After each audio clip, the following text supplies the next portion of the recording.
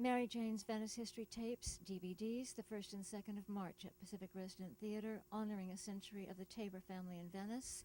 John Quincy Tabor, turning 90 this year, is the leading man both nights. The first night with Venice High School Centennial, elders also joining him in speaking of memories.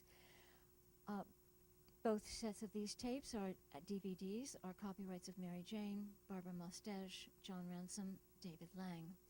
Mary Jane is the realizer of these productions at Pacific Resident Theater in Venice.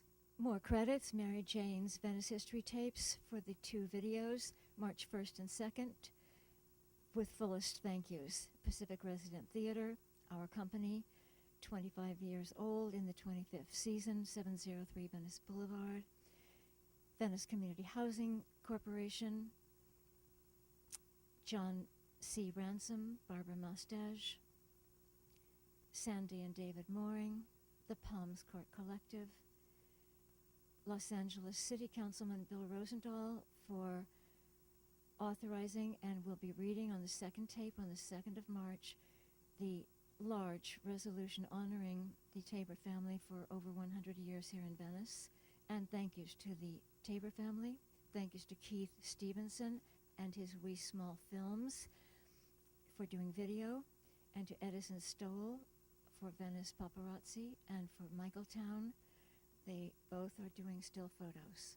Mary Jane's Venice History Tapes, the 1st and 2nd of March, 2011, with many thank yous there at the first paragraph of many people here in Venice. And a copy of this DVD for the 1st of March shall be given, possibly with a very small cost, to the Venice High Centennial for their centennial uses. They may only use it to sell it until the 7th of December 2011, and they must give an accounting of all the copies made and the copies they took for themselves and the copies they sold to Mary Jane, and mail it by the 1st of March 2012. This is the flyer poster that I did with great help from John and Barbara in the computers, since I do none. This is for the first night, March 1st at Pacific Resident Theater, 703 Venice Boulevard in Venice, California. Actually honoring the Tabor family, but the Tabors were the first blacks to graduate from Venice High School, which began in 1911, and of course their centennial is this year, 2011. John Quincy Tabor is the lead man tonight as the speakers of memories from older graduates from Venice High School, and he will be the lead person tomorrow to speak at Pacific Resident Theater for the Tabor family history. This is the second poster, the Tabor family, Pacific Resident Theater, Mary Jane, honoring the Legacy Family of Venice. The Kinney family is the founder of Venice, Abbott Kinney, but the Legacy family is the Tabor family. The entire family moved out here from 1906 to 1922, and these are some of my pictures in there. The house, the Kinney Tabor house, and there's a picture of John Quincy Tabor when he was, in 1943. He was born in 1921, so the pictures are about then. And he's also the first black lifeguard, and of course lifeguarding began in Venice. The middle picture there shows him with other senior lifeguards at presentations and exhibits that I did in 2000.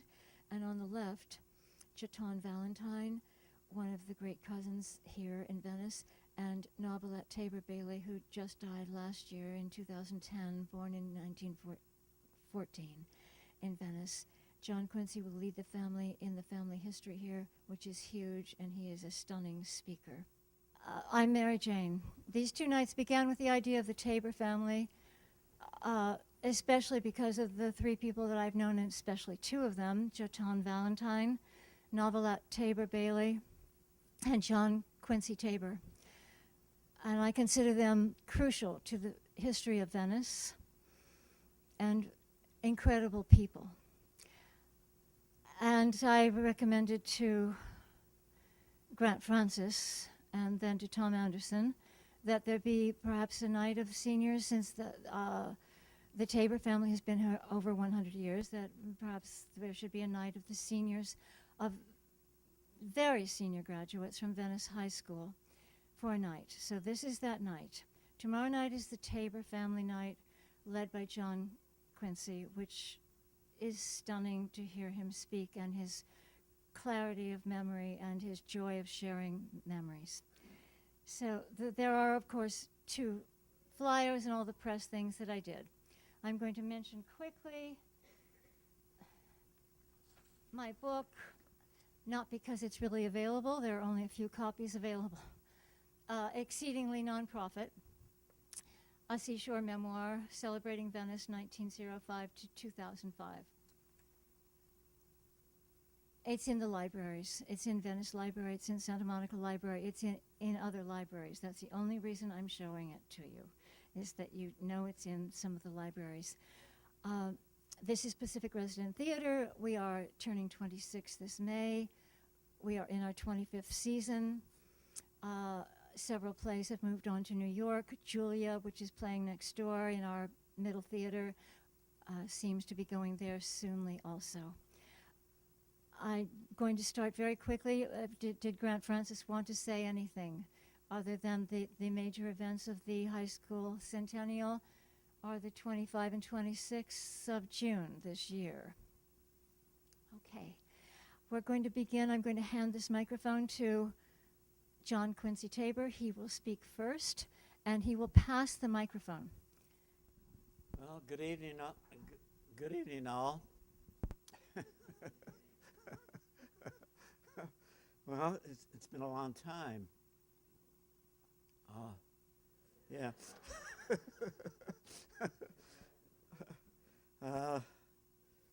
But I've been talking to a few here, and I realize that hey, we're all a big family, all of us, because we all, some of the older of us, our family grew up together. But everyone says John Quincy Tabor, okay, of Venice High.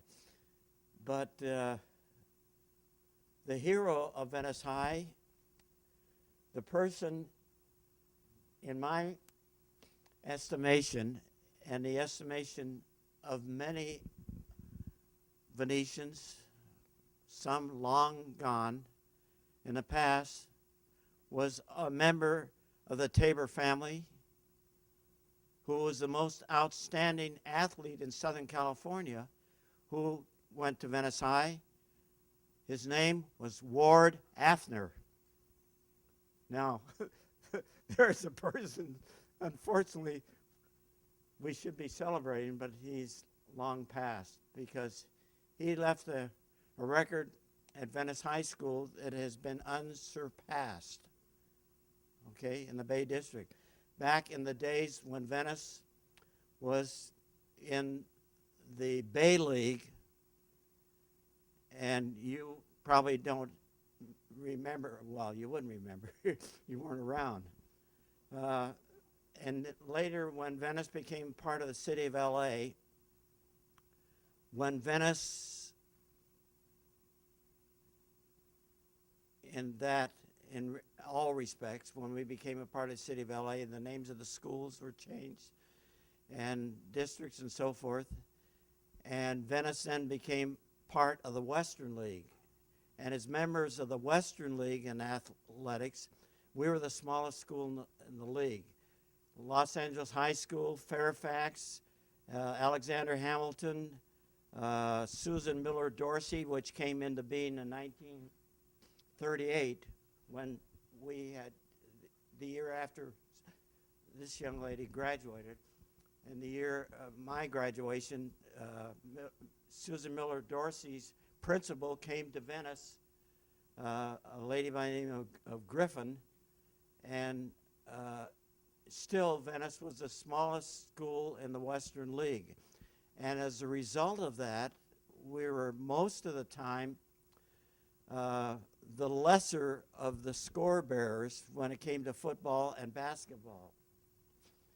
The only thing in which we excelled in which we paid host to, was in water polo and swimming, okay? We were beach rats. We grew up on the beach, okay? So in that event, athletic-wise, Venice reigned supreme over all the others, the big schools. For example, when we graduated in summer of '39, we had the largest class in the history of Venice High School at that time, 197. LA graduated over 400 every year, okay? Anyway, what I remember about Venice High,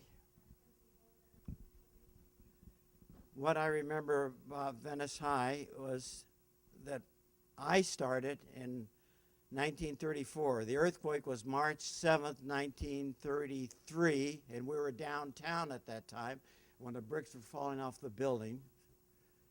And when I started Venice High, we started in tents, and there's pictures back there on that wall of the tents that we had at Venice High. And the picture where the Latin class was held is in the first row of those pictures there showing the tents. And you can see the gymnasiums and so forth and so on. And Venice wasn't rebuilt then until about 1937 or 8 they started reconstruction. And my father happened to be working on the reconstruction of Venice High. At the time that I was at Venice, from the 7th grade through the 12th, we had no junior high schools. We only had 6 grammar schools, and from whence all went to Venice High, junior and senior. So as a result, many of us were classmates, schoolmates, and friends from day of birth until college, because we went to the same grammar school, same junior high school, and then on to UCLA or SC or Santa Monica City College and so forth. So, not here tonight, but they're members of my group, and we're in scouting together and so forth, that I remember from childhood, okay, when we played in the street together and were in and out of each other's houses.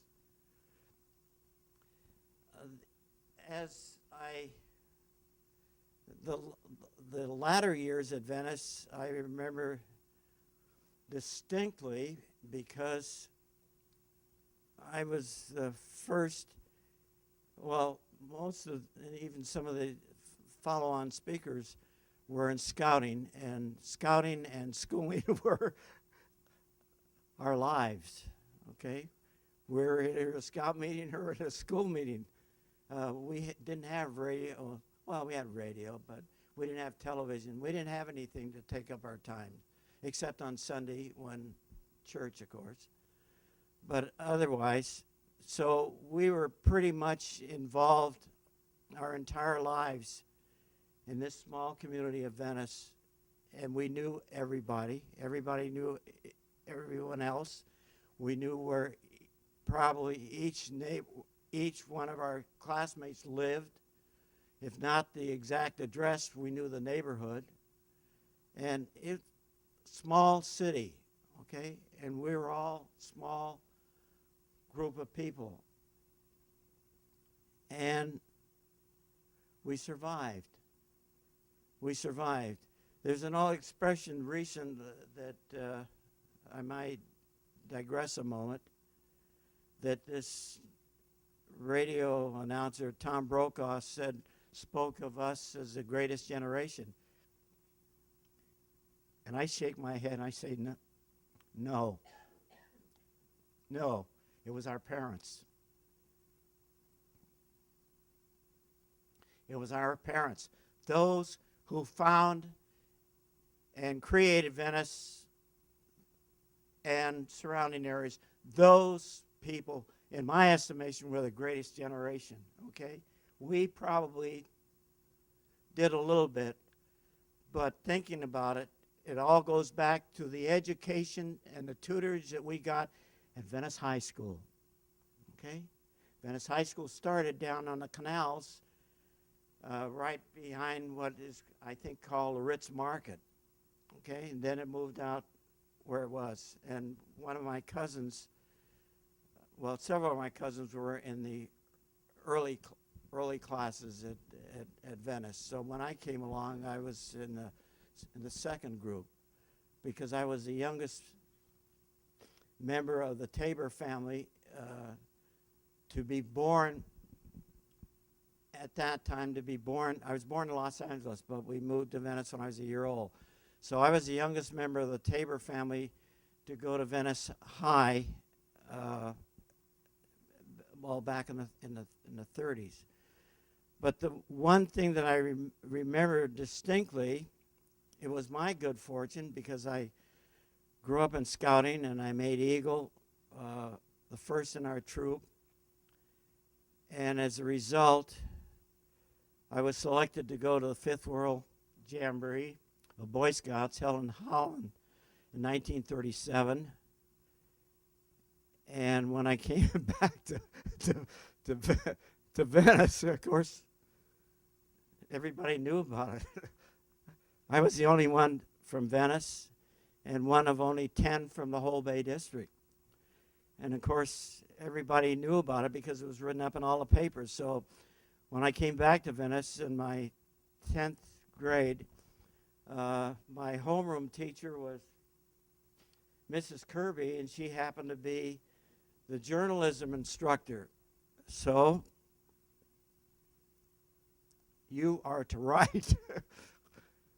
As a result, I was pressed into writing about the Jamboree and travel in Europe and so forth and so on. And then when I took music and art appreciation, right away, the teacher says, hey, he was there. He saw all of this. He knows all about art appreciation. He was at the Louvre and all the music and so forth and so on. So constantly, I was under the gun. And as a result of being that, I ended up as the editor of the Oarsman. And incidentally, I heard sometime later on that someone claimed that they were the creator of Through the Venetian Blinds. No, this is a character. Okay? Through the Venetian Blinds. And then later on became editor of the Gondolier, but clowning around because I was out writing all the time and doing certain things. I got an incomplete in typing, okay? And I was an academic major. I was going on to become a medical doctor. And I took typing because I figured, well, when you're in college, you type up everything. So I took typing, but I was spending too much time on extracurricular activities, and I got an incomplete. As a result of that, I was banned. I had to go to night school to make up for it, and so they took away all of my privileges. So they demoted me from editor of the Gondolier to sports editor instead of editor-in-chief. However, if you look at the yearbook of 1939, our yearbook was dedicated to a class that was dedicated to aviation. All of the letters in there, including Donald Douglas, Orville Wright, all of the people of that vintage, I wrote the letters to, and the answers you see in that book were as a result of my efforts in getting all of those people to correspond with us. So I still graduated the class because I made it up in night school, but if you look in the yearbook of that year, you'll see that I guess I'm on every other page because as a result of all the clubs that I belong to. But anyway, I remember distinctly everything that took place in my entire life in Venice, dating back to shortly after birth, okay? And from the standpoint of Venice Historical Society and my late cousin, I'll always be around to answer any of your questions that you might have about what Venice was like in the old days. Okay. You're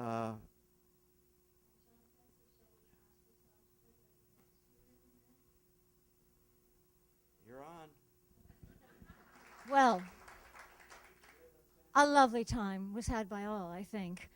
Thank you all very much. And I do want to just mention that John Quincy Tabor is, as they say, which I hate classifying us, you know, we're all from the same source. But he is the first black lifeguard. And lifeguard, he became a pool lifeguard in 1941 and an ocean lifeguard for our famous ocean lifeguards here in 1942. And the Tabors were the first black graduates from Venice High School. So I want to thank you all. It was a joy. Thank you very much. Does it hear me if I speak? Okay. This is March 2nd, 2011 at Pacific Resident Theater. This is the Tabor Family Night, the Legacy Family of Venice. John, we are in the lobby with displays from John Quincy Tabor, who is turning 90 this year. And this are some of the displays from the family. And Sonia Reese Greenland, who is also of the Tabor family, has her booklet here on her father, who was the town decorator and the festival decorator of Venice about 1906. All these people came to work for Abbot Kinney, but that will be discussed with John Quincy leading the night. We have another table also. This is the dedication in 1980 for John Quincy Sr. From the city of Los Angeles, and I am having a big one produced and given tonight by Bill Rosendahl from the city of Los Angeles to the entire family and John Quincy's 90th. That's good, Keith. High school. That's going to all be put out there. It's in the form of vision, right? Or my great. Yeah, great. That's great that you know.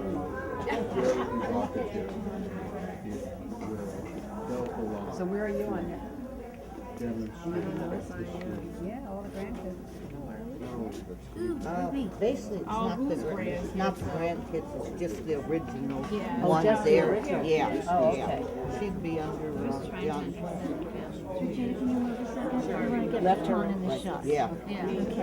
Jaton, honey, can you look here at Keith? This is Jaton Valentine, and of the Tabor family, and this table is hers of some of her collection. This photo here is of The original table. Tabor family. There were 6 sons, 5 daughters. Each were born in a different parish in Louisiana from Alfred Tabor and Elizabeth Tabor. The entire family moved here, including their cousin Arthur Reese Tabor. Yeah, he was the first one to come. He's their first cousin of the Tabor. And this photo over here, this one here, is the original Tabors. This is Alfred Tabor, born in 1844. His wife, born in Elizabeth, who was 62, if I remember correctly. I forget. John Quincy's going to remember it tonight. And his sister Jenny, born around 1857, who married Alexander Reese. So, I know. Okay, this is the Tabor family that is here tonight on the 2nd of March at the Pacific Resident Theater in Venice. And we are going to have a special presentation in a moment. But right now, we're taking the shots of the video. Welcome to Pacific Resident Theater. I am Mary Jane. This is the Legacy Family of Venice, the Tabor family. The Legend family may be the Kinney family, but the Legacy family is the Tabor family. This microphone is not amplified. This microphone goes entirely to the video that Keith is beautifully shooting. I'm going to introduce now Stephen Clare from Venice Community Housing Corporation, if you would step up. And come over here, come on. And I would also like to present Marilyn Fox, our artistic director from Pacific Resident Theater. And scoot on over. And Bob, or Robert Jacobs, one of our main co-founders and also our president emeritus of our board. Pacific Resident Theater is turning 26. We are in our 25th season of constantly awarded and acclaimed theater productions, thanks to these wonderful people. And now I would like to present Councilman Bill Rosendahl, who has absolutely come forth with the resolution that I have slaved on and that Cecilia, his assistant, has so helped with. So Bill, will you come forward and present this? And John Quincy, step forward. So I'll hold this for you. You can hold this. I will hold the mic. To the Tabor Family Centennial. As we celebrate the 100th anniversary of Venice High School, we're celebrating your family and its incredible legacy and commitment to the Venice community. And here we go. Whereas the Tabor family's legacy history in Venice began in 1906 when Arthur L. Reese was born to Jenny Tabor and Alexander Reese, and his wife Gertrude Cheray moved from Louisiana for a better life. And whereas Arthur worked for several businesses and was hired by Abbott Kinney, the founder of Venice, in 1906 as the town and festival director, and was then able to build his home at 541 Santa Clara in Venice. Whereas Alexander Reese and his family and his wife, Jenny Tabor, were born before the end of the Civil War, as was her elder brother, Alfred Tabor, and his wife, Elizabeth McCullen, whom had 6 sons and 5 daughters, and were the cousins of Arthur, who led all the Tabor family in Venice in 1922. And whereas Charles and John Quincy Tabor moved to Venice by 1908 and were able to start their businesses with fleets of dump trucks and worked for Abbott Kinney, while in 1909, at the age of 16, Irving Tabor became Kinney's chauffeur, helper, and companion, and his wife became the Kinneys' cook and maid. And whereas the Kinneys' canal home was left to Irving Tabor, but when Venice was annexed by the city of Los Angeles in 1925, it was decreed that Irving did not own the land. Therefore, in 1926, the Tabor men cut the house in 3 sections and moved it to 1310 6th Street, where it remains an historical site and has hosted 36 family weddings. And whereas the Tabor families built their unlocked Venice homes around the areas of Westminster and 6th, Santa Clara and 6th, Broadway and 4th, Vernon and 7th, and the Tabors became the first African American graduates from Venice High School. And whereas in 1980, a Los Angeles City resolution was given to John Quincy Tabor on his 90th birthday for his many contributions to community works in Venice. And on December 12, 1991, the city of Los Angeles dedicated the streets of Irving Tabor Court and Arthur Reese Court. And in 1996, the Venice Community Housing Corporation named their new 25-unit low-income housing development the Tabor Courts in honor of the Tabor family's community contributions, and the litanies of Tabor community works have continued in recent decades with Novelette, Tabor Bailey, Jatan Valentine, and John Quincy II.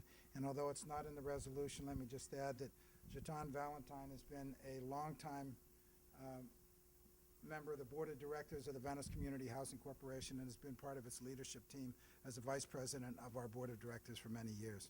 So I want to thank her especially. And whereas John Quincy Tabor II turned 90 this year with many firsts, including becoming the first African-American lifeguard in the 40s. You should take a picture of that outside. It's amazing. He was 21 years old at the time. and the first of the USA Boy Scouts World Jamboree in Holland in 1937, and also worked as a chemical engineer for a bevy of local aerospace companies, including Douglas Aircraft. Therefore, be it resolved that by this resolution, the resolution of the Los Angeles City Council does hereby recognize the important contributions of the Tabor family to the Venice community. Resolved by the mayor and the council and everybody else.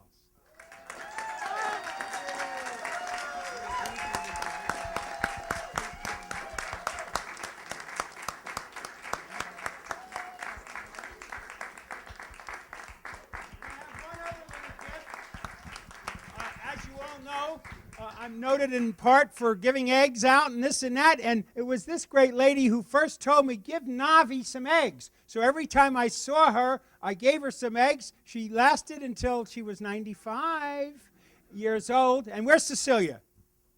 Cecilia. There you go. Cecilia's my deputy. Give her a round of applause. And as the resolution was from the city, in my official capacity as the council member from the area, what I'm giving you here now is a turkey egg and 5 hen eggs that were laid today in honor of you, especially for you to eat.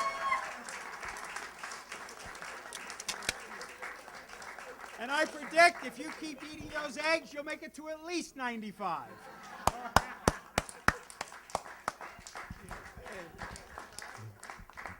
Would you like for me to cap that? I don't eat eggs. Gotta give it back to Navi. No, not fried or stewed or boiled or whatever. Oh, but as part of a recipe for a cake or cookies or that, yes.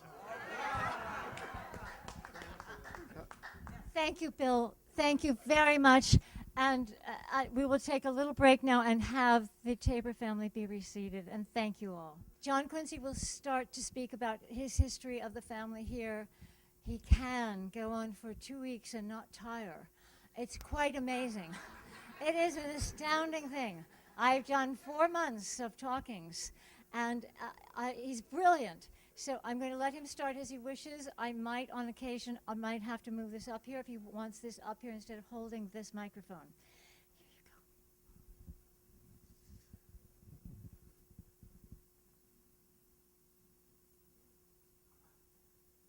It's customary, I believe, from what I've heard oftentimes and believe in, that the question is, where do you start? Well, from the beginning. So, likewise, I will follow suit in that. Currently, many times, we're asked the question, well, where do you live? And my rather snide remark is, well, we reside in Las Vegas, Nevada. But when we lived, L-I-V-E-D, quote, quote, it was in California, mostly in Venice, California. That's when we lived. Okay? There's a difference between where you live and where you reside, and you know that difference. So to begin,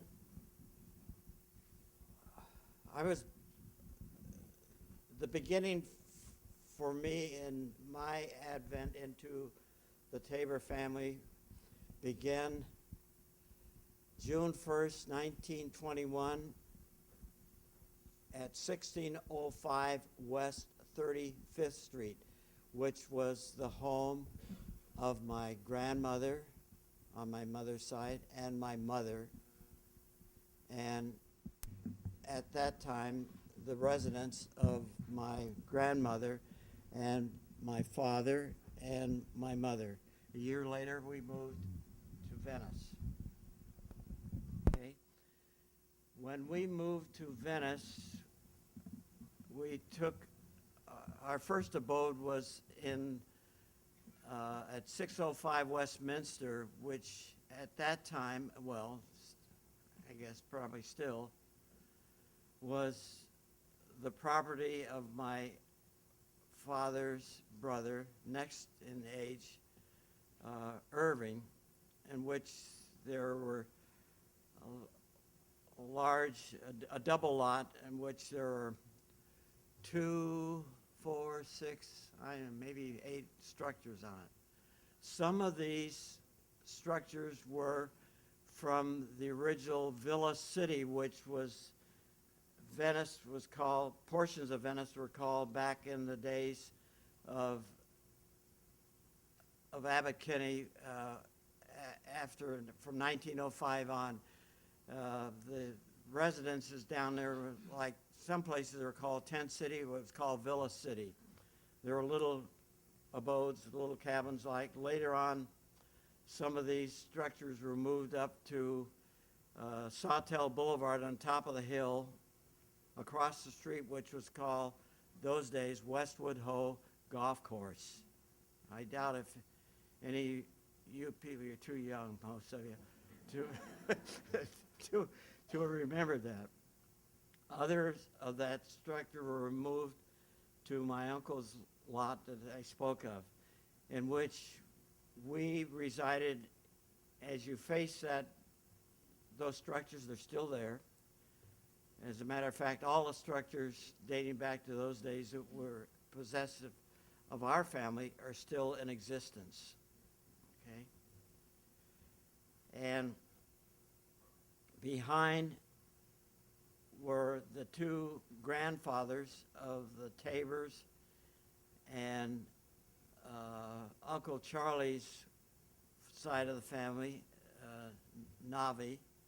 Her grandfather on her mother's side lived next door to her grandfather on her father's side.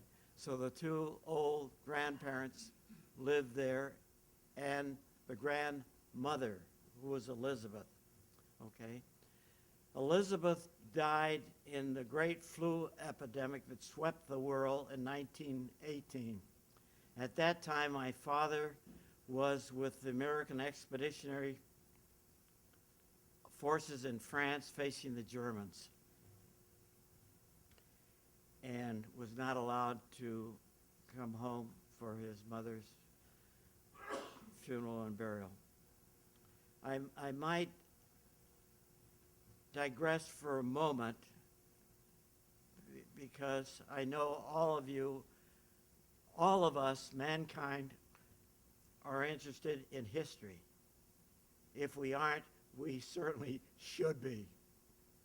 Because in order to know where we are, we first have to know where we have been and from whence we came. All of us. Okay? Because if we don't know, how do we expect to get there? Anyway, from a point in history of the background, I might further say that I remember my grandfather, Navi's grandfather was called Papa Teat, and the grandfather on my father's side was called Grandpa William. He was William Alfred. The point I was going to make from the standpoint of history, if any of you people in the Bay District, which in the old days was that area surrounding Santa Monica Bay, which is that puddle of water out there that I grew up on. Incidentally, the largest swimming pool in the whole world is the Pacific Ocean. That's where I learned to swim. If you want to know the history of Venice, Santa Monica and Ocean Park in this area, you simply have to go to the repository of history at 14th and Pico in Santa Monica. At 14th and Pico, Santa Monica is the burial grounds where all of the old timers and the old members of the family were buried. It was in the years before they had a Catholic cemetery, a Jewish cemetery, a cemetery, a cemetery, and so forth. Okay? All of history is up there, 14th and Pico. We can go there and you see Abbot Kinney and wife, 2 plots over, Irving Tabor and wife, in this direction, William Tabor and wife, foot, oh, you name them. All of history is up there, okay? Old history is up there. It's there. You read the dates of birth and death and so forth. It's there. It's there. So if you're interested in history of this area, that's the place to go. Because those who taught me history are there. Okay? Except from 1950 on, being Catholics, Slauson, because that's where all the Catholics were to be buried. And all our Jewish brethren were up in San Fernando Valley. Well, anyway, those were different times. I remember my grandpa, William Alford, because we lived in Uncle Irving's place on 605 Westminster for about a year, and then my mother and father bought the property at 407 Broadway, and we moved there, which is 2 blocks away. And incidentally, I didn't know it then, but I found out later, in Venice, it was the school districts, or the grammar schools were divided in districts by the location of the streets. 6th Avenue in Venice happened to be the dividing line to determine whether you went to school if you lived on 6th Avenue or east. You went to school at Abraham Lincoln, which later became Broadway Elementary School. Or if you were west of 6th Avenue, you went to Martha Washington, which later became Westminster Avenue School. And we were then west of 6th, so we went to Westminster, where Navi and the rest of the family went to Abraham Lincoln, or later Broadway. So even at that time, the families, as close as we were separated by grammar school. Okay. I remember distinctly that my grandpa came down from 6th and Westminster down to 407 Broadway each day to see the youngest member of the family among the first 3 to be born in the new country, where the family came from the old country, the bayous of Louisiana. So he was down there every day to see this character. And I heard that I've been a character all my life. Still. Anyway, and then one day at 407 Broadway, if you're ever there or to the place, we were set, the house was far enough forward on the lot so that when looking through one of the windows in the living room, we could look up the block to the east and see the entire block up midway to 6th Avenue. So I could see Grandpa when he would be coming down the street. So I would go there and look, here comes Grandpa. Okay, and then one day, where's Grandpa?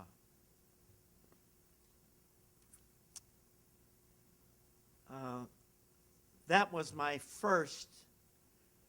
Grandpa died in 1925, so I was age 4.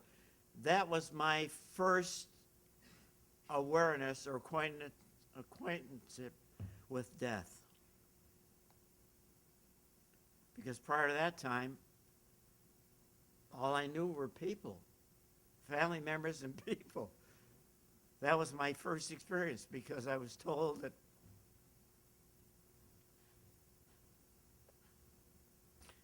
and I still remember as we were told as children many years ago that Grandpa's gone to heaven. So it was my first experience with a departed person, and most notably my grandfather and a member of the family. One of the few people that I knew and recognized by virtue of his position in the family as a grandfather, as opposed to a sister or mother or father or so forth. So it was, I still remember. Anyway, progressing, the next fond memories I have of Venice was when I was,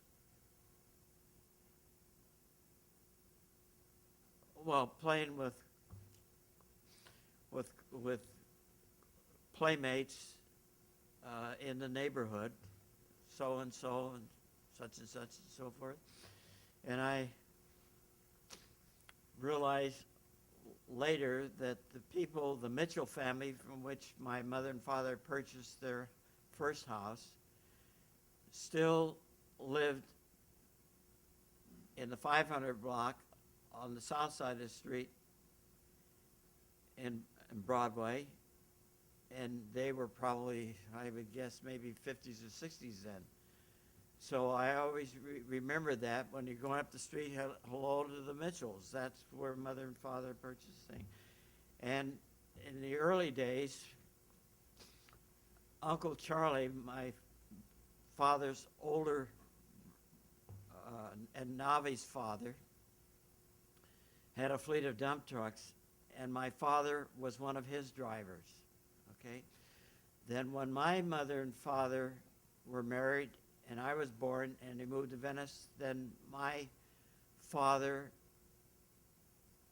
bought his first truck, and from then on, both the Tabor boys were truckers and building Venice, Ocean Park, UCLA, Westwood, and so forth, because they hauled all the building materials that built these cities around, okay?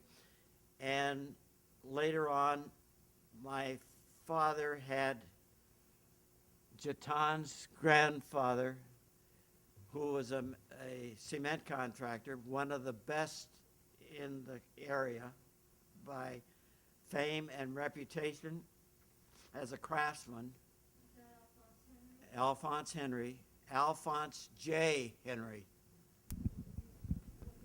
who built the first steel reinforced concrete building in the entire Bay District. The garage at 407 Broadway was the first building built with reinforced iron in the entire area of the Bay District. This was back in the 20s, okay? Maybe to you people, that was the first time. That's a long time ago. Reinforced concrete with steel.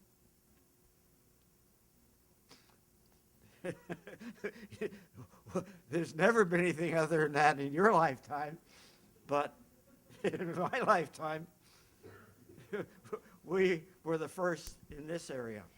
Not the first in civilization, but the first in the Bay District area. And Okay. John Quincy, didn't your father, Charles and John Quincy Sr., help build the back house to Arthur Reese's house? My father built it alone. Oh. Thank you. Oh, while we're on that subject, there are 6 boys and 5 girls born to the Tabors, and the pictures are out there. Grandma, okay. Name them. Oh, the oldest boy was Uncle William. The next was, I believe, I can name the boys and then I'll name the girls. Uncle Willie, then Uncle Joe, then Uncle Charlie, then my dad, and Uncle Irving, and Uncle Clarence. Okay, Clarence's daughter is here. Okay, on the girls' side, the oldest was Aunt Celeste, then Aunt Jenny, then Aunt Ida, and Aunt Ruby, Aunt Gertrude and Aunt Ruby. Okay, in that order. Okay. Okay. All right. And giving you a little background on the descendants of the first ones. Charles and Willie are the oldest. Oh, the picture's out there, the family picture. So I'll describe the picture to you. When you look at the picture out there, the family tree under the big tree on Bell Island in the bayous of Louisiana, not far from Morgan City, was that picture was taken. All the family are in that picture. So looking from the right, you'll observe Uncle Willie, and you'll recognize in that picture he's in a suit and with a straw hat in his lap. Okay? And then you go around the picture and you see in the center of the picture, you'll see my grandfather and grandmother, and in the lap of my grandfather, the youngest member of the family, Clarence. So that indicates that picture was taken about 1900, because in the three in the background, Uncle Charlie, my father, and Uncle Irving, boom, boom, boom, the three youngest. So from that, we were able, at our time and age, to decipher the age of the members of the family by virtue of their position in the picture and the clothing that they wore, okay? So we went from the youngest, who was a babe in arms in the lap of my grandfather, to the oldest, who was fully attired in a suit and tie and a straw hat sitting over there all the way around, okay? The only person in that picture that was not a Tabor or closely by birth was a fellow over on the left next to Uncle Joe, who all I ever remember was called Philo. And he was an ex officio member of the family because he was raised from childhood by the Tabor family because his mother and father died when he was an infant. He's the only, in that picture, the only member of the family that was raised as a Tabor and did not bear the name Tabor, okay? And he was the only one of the entire family, plus my father, who went to France in World War I to fight, okay?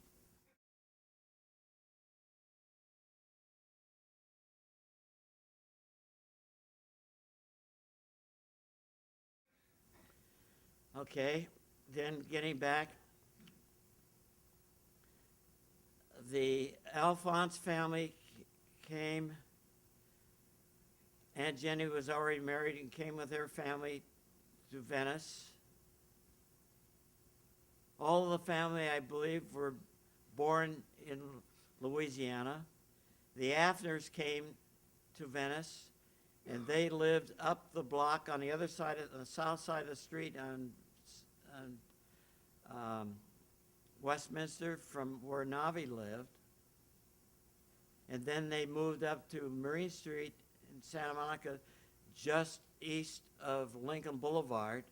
And then they moved to 18th Street, which is now called by members of the older generation Afnerville, because they owned the whole block.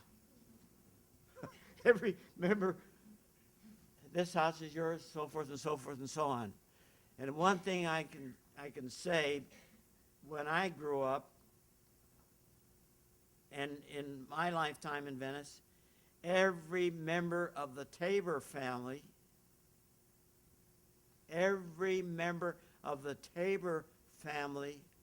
owned the house in which they lived, plus numerous others. Okay? Hey, and we were born, like I say to my wife, she was born in Germany of upper class, because they had classes in Europe. In America, we had rich and poor. We had no classes, because I frequently say to my wife, you came from Germany, from a family of upper class, to marry a peasant,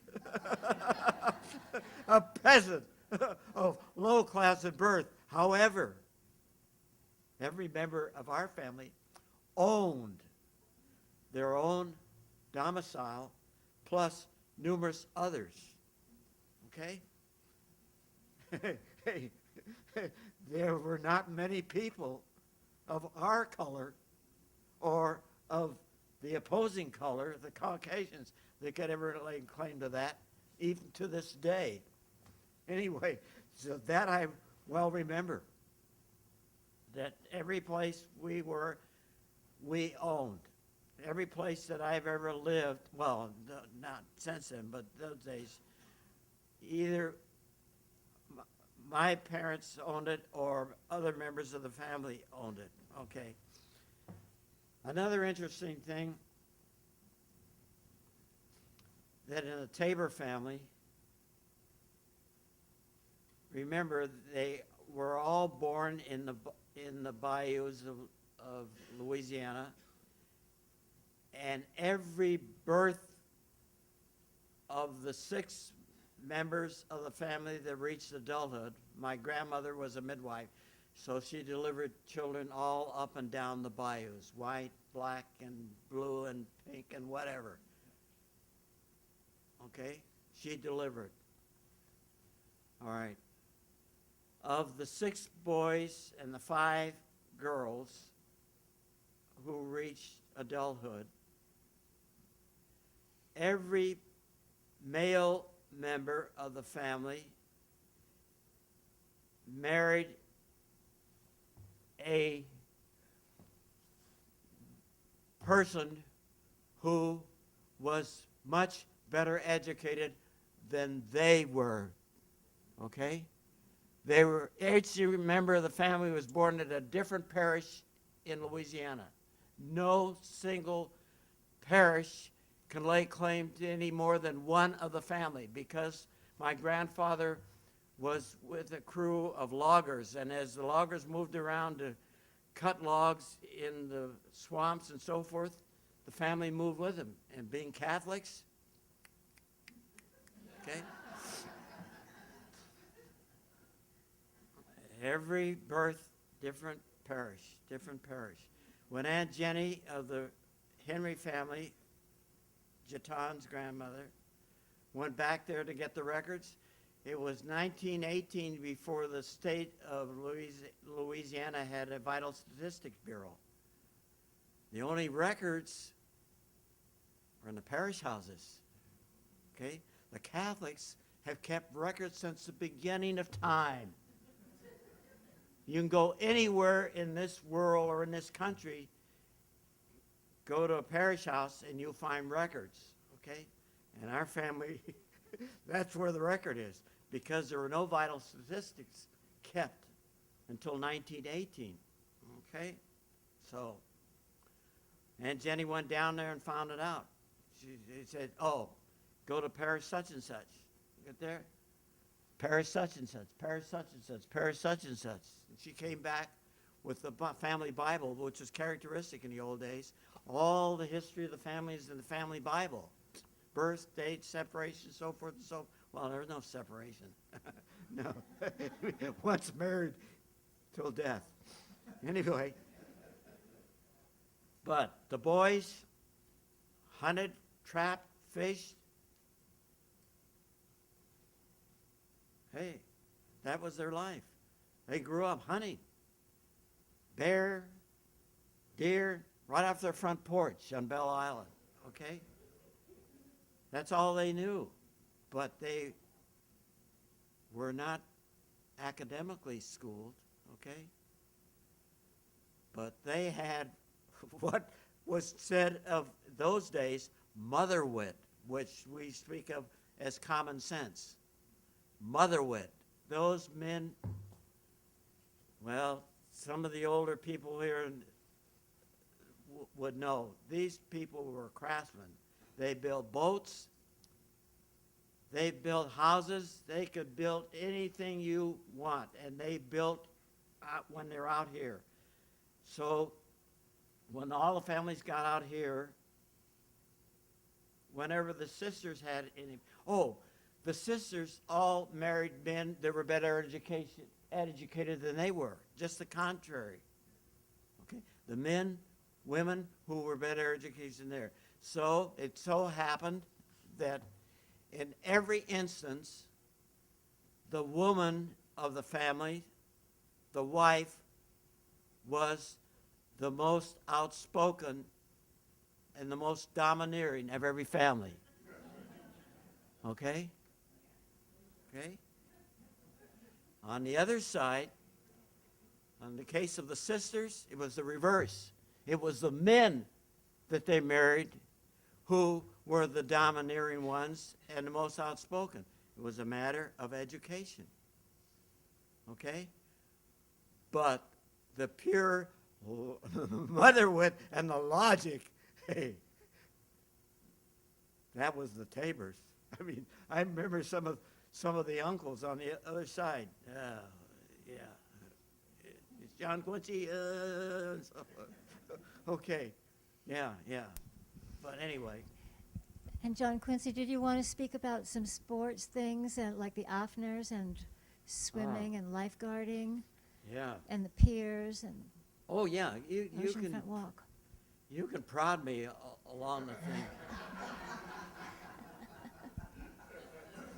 Yeah. As a matter of fact, that would be the best approach for any and all, and such and such and such and such and such and such. Because since I remember all this stuff, if you start asking me what was this and what was that, well.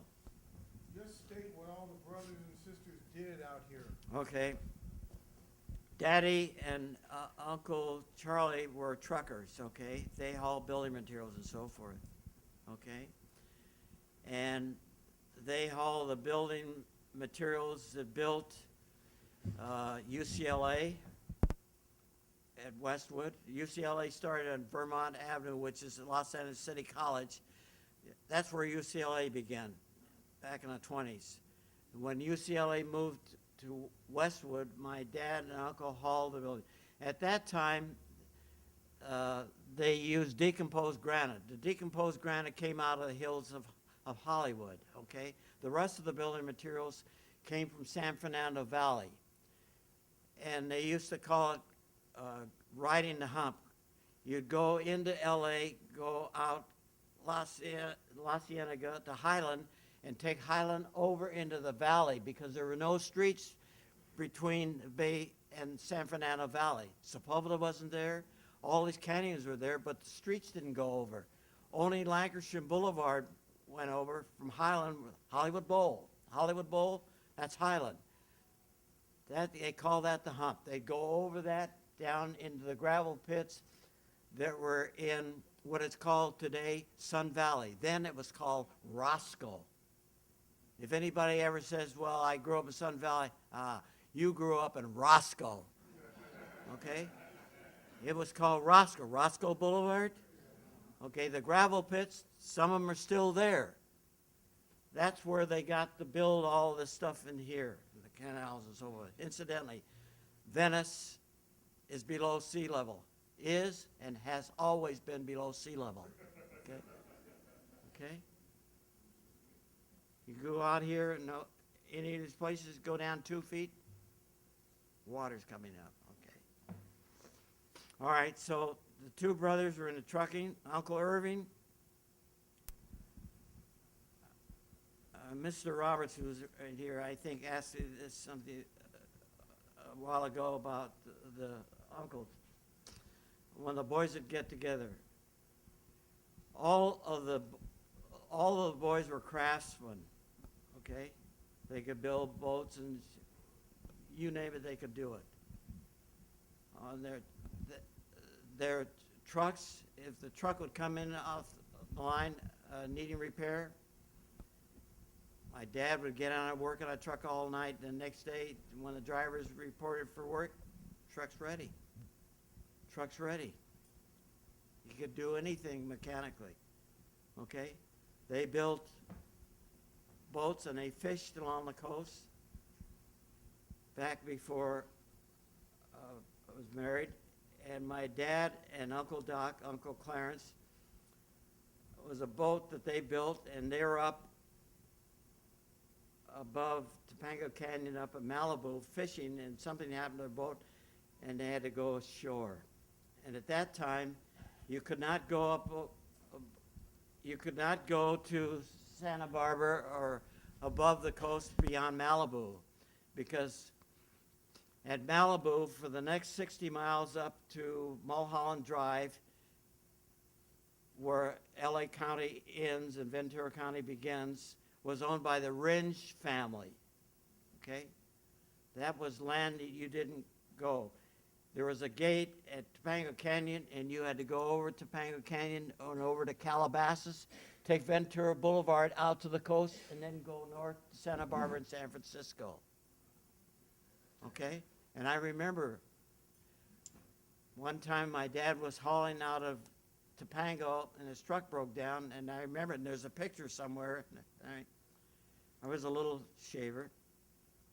Went up there to tow that truck back, and I remember it was taken there. There was a gate, no trespassing there. Anyway, my father and Uncle Doc went ashore up at Malibu, and the mounted posse rode down on the road that went through there. It was a road, okay? Not paved, road. Mounted posse, okay? Gun belts, so forth and so on, okay? Motion to them. You go back. You don't come up here on the road and walk. You follow the shoreline all the way back till you're off the Ringe property, okay? And there were stories, and some of you olders probably would know these. Well, Roberts lived up, the family lived up in that area, okay, of people that disappeared up in the Ringe property, okay? They were trespassing. Nothing was ever heard of these people again. Mounted posses, okay? And well, for some of you people, this was a long, long time ago, but you remember that it was the Wild West here in California in the 1880s and 1890s even.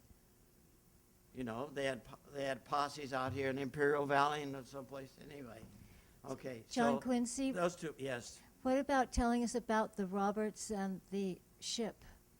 Oh, About the story of this okay. bell? All right. Way back in the 20s, a gentleman by the name of Fred Roberts, who established what many of you would know, come to know of, the Roberts Market. Okay, it started here. Okay, Fred Roberts started the Roberts Market chain, and they were in Venice, the building at Andalusia and Washington, or Abbot Kinney, was the first Roberts Market in Venice. Then there was one in Lincoln Boulevard in Lincoln and Washington and Culver City and West LA, Santa Monica, and so forth. And I think later they were bought out by Thrifty Mart when they came in. But at those days, the supermarket in this area was Roberts Market, okay? They had a promotion Oh, incidentally, my dad and my Uncle Irving and other members of the Tabor family were friends of Fred Roberts back in, Jack, before your father was married, okay, and lived in the court, which is still there, at Andalusia and Cabrillo, okay, but way, way back before I was born even.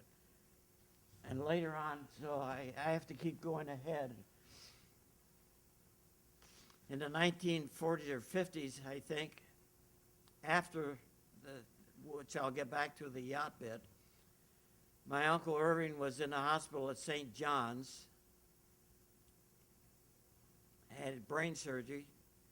My father went up there to visit his brother in the hospital and walked into the room where his brother was, and who in the bed next to his brother was your father, Jack, Fred Roberts.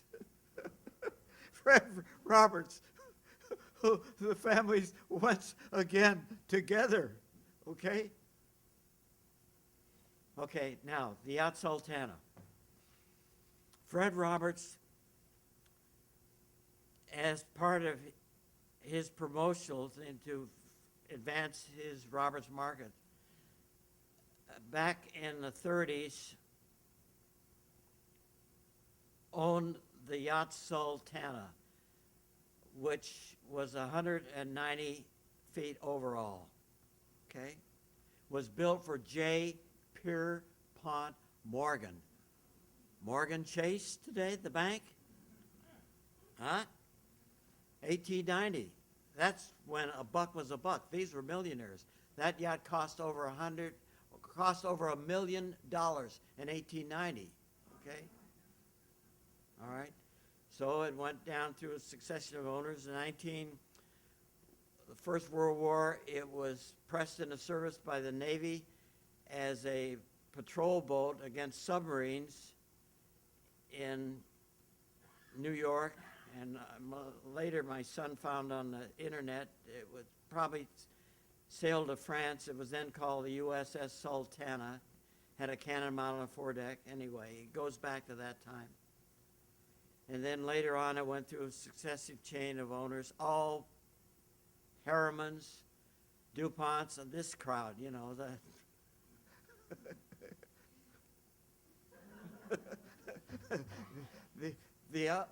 the upper class, the financiers of America back in the old days.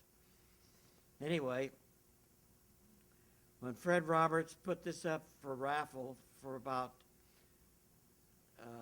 I think it began in about 1934, 33 or 34, and it went on for about 2 years or so, and it was scheduled to be awarded upon the completion of the yacht harbor, which was being constructed in Santa Monica, which was never finished. Okay? The breakwater, yes, and the remnants of the breakwater to this day you can see. But the yacht harbor was supposed to be the breakwater, and then a bridge going over to the pier, and then a bridge going over to another section. So it was going to be grandiose, okay? The nearest other harbor was San Pedro. You didn't have Redondo. You certainly didn't have the marina. Anyhow, and all you had to do was go into Roberts Market, and they gave you the tickets, okay? Raffle tickets. So everybody dealt with Roberts Market. It was the only place in town, practically. Oh, Safeway was here, and Piggly Wiggly, yes. But of the new people in Atlantic and Pacific, Santa Monica, 4th Street, okay, 3rd Street. Anyway, Roberts Market was the big thing for us here because it was close, okay? Anyway, when the raffle was held, it was held in Santa Monica, which is now, it's a park there. It runs from 14th and Olympic over to 16th and Olympic. At that time, it was just land, and they had rodeos there and so forth and so on. And now it's a park, and there's a ballpark and everything else there. Anyway, for these 2 years or so, tickets were being gathered. Everyone, that was the big thing in this town, okay? Remember, this was a small neighborhood. Venice, Ocean Park, and Santa Monica. Emma Tabor married into, owned a whole block in Santa Monica, which is now part of the Santa Monica High School campus, okay? They owned a whole city block, okay? From Michigan to what is now Olympic, which goes through the tunnel down the Pacific Coast Highway. We're talking about people that preceded us, the Tabors, in the Bay District, okay? Our family came here, and grandfather came here in 1903. These people of our complexion were here before us, okay? So, anyway, back to the yacht. So when the drawing was held, there was a rodeo that was being held up there at the grounds now with the park. Down at 14th Street was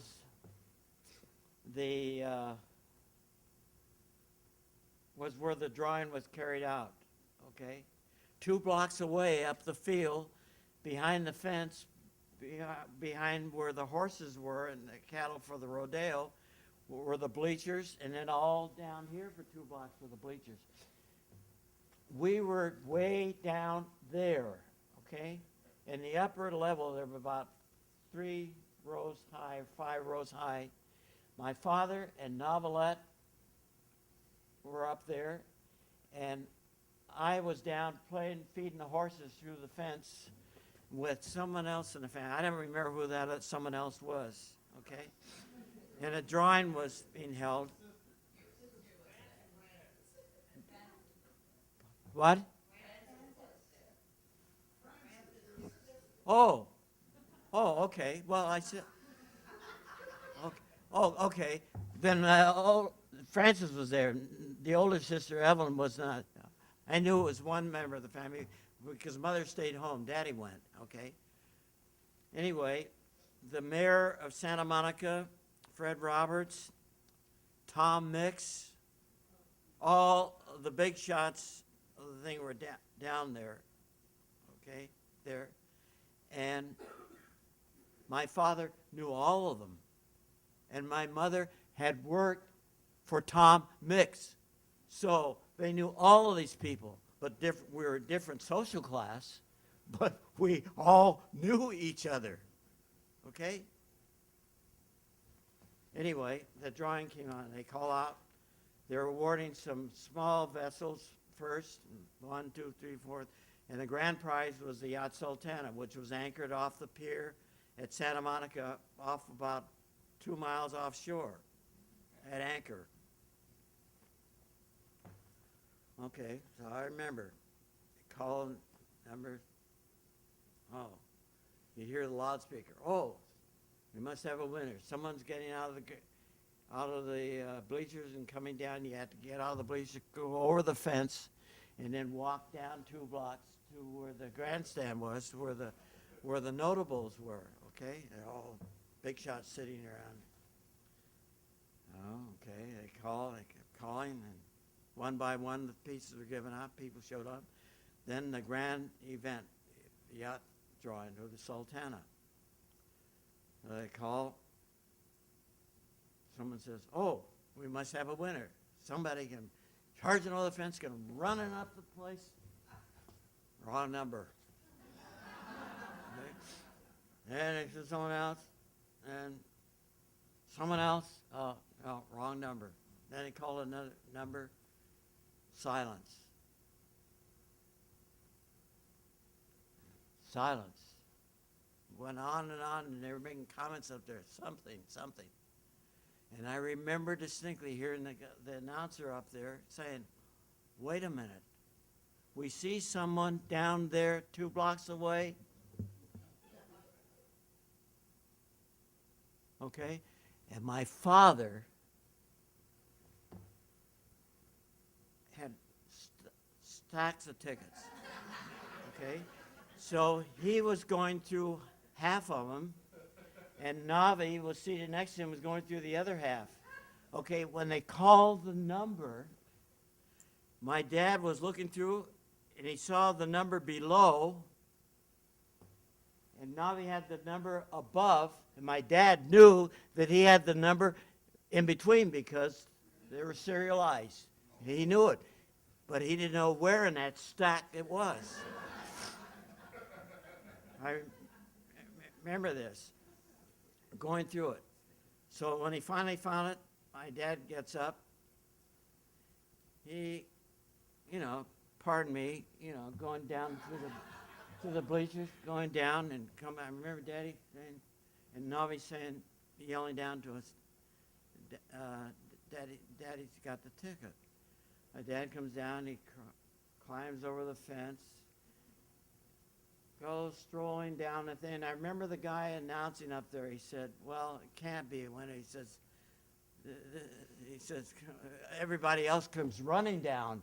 He says, this person's taking their time getting up here. he can't be that much excited. Well, that was my father. He wasn't excited. Nothing excited him. He goes up there to the tenor, the winner. He looks over here, Tom Mix, Mayor of Santa Monica, so on and so forth, Fred Roberts. Hey, they were not our social equals, but my father knew them all, and they all knew him. Okay? And that, how we won the Yacht Sultana. And of course, that was the big news in all of Southern California, most notably Santa Monica Ocean Park and Venice, because it had been going on for 2 or more years and so forth. The Roberts Market and the big, it's like the lotteries today. And of course, And you've kept the bell.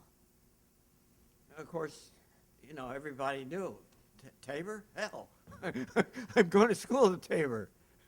Yeah, well, and we had a big family, and there were Tabors before me at Venice. And, okay, so it made big news. Everybody, oh, your dad won the yacht. Oh, that was the big thing. Well, sure, it was a big thing. It was a big thing for everybody, for all of us. It was the biggest thing in town. But anyway, that's part of the Tabor family, of the legend, I guess. Dad, tell about the cruise when you took the whole extended family for a cruise for Hawaii for a year. I'm just joking. About are you talking about the cruise down to San Pedro? No, I was talking about when you all got on that cruise, on that Yacht Sultana, and cruised the South Pacific for a year. Wishful thinking. Now, let me tell you, John if Quincy. you don't know, or you've certainly read about it, in 1929, the crash came, the Depression, okay? This was 1935 or 6, okay? At that time, the Depression was at its height, okay? And the Depression continued on until we got in the war, until Germany declared war, invaded Poland September 1st, 1939. And then we started producing for the Allies, okay? Until that time, we're in the midst of a depression, okay?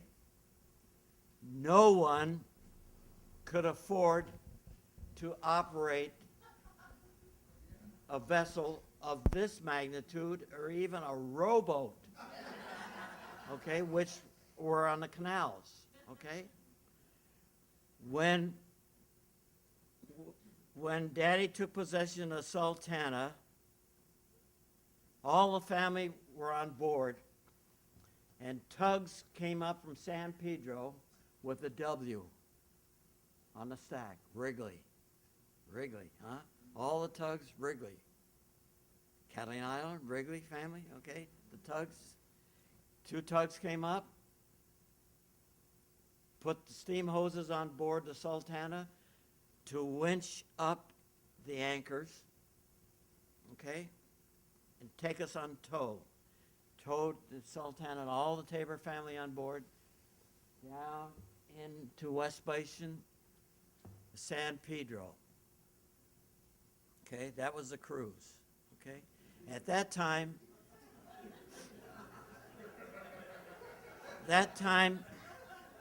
none of these people could afford to operate their yachts. Okay, when we were at San Pedro in Berth, at West Basin, it was called L.A. Shipyards and Dry Docks before Todd came into being. Some of you people are old enough to know about Todd, but before that was L.A. Shipyards and Dry Dock, okay?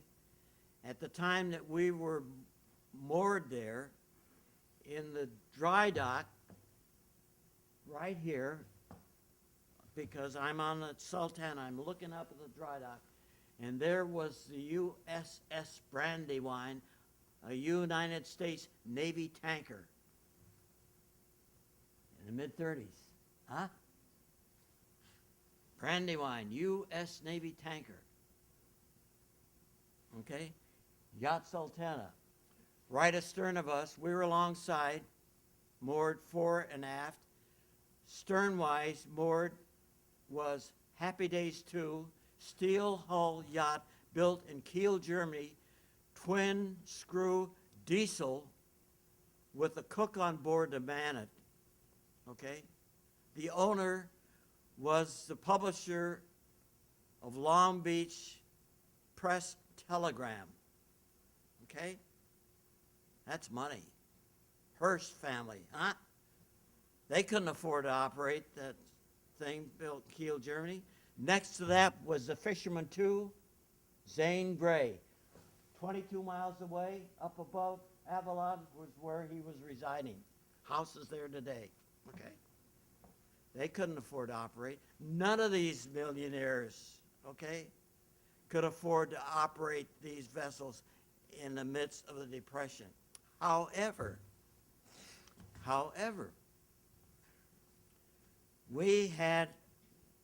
our family had bank accounts in every little bank around here. Okay, and San Juan and what's this? Yeah, it's Abercrombie now. It was Washington Boulevard then. Okay, in the corner of San Juan and Abercrombie, there's a brick building. Okay? On the side of that building, it read Bank of Italy. A.P. Giannini and his brother out of San Francisco started the Bank of Italy, which later became the Bank of America. Okay? We had money in that bank, Security First National, da-da. Every time there was a bank open along there, my mother and my grandmother, man, they were like this with money. They were tight. I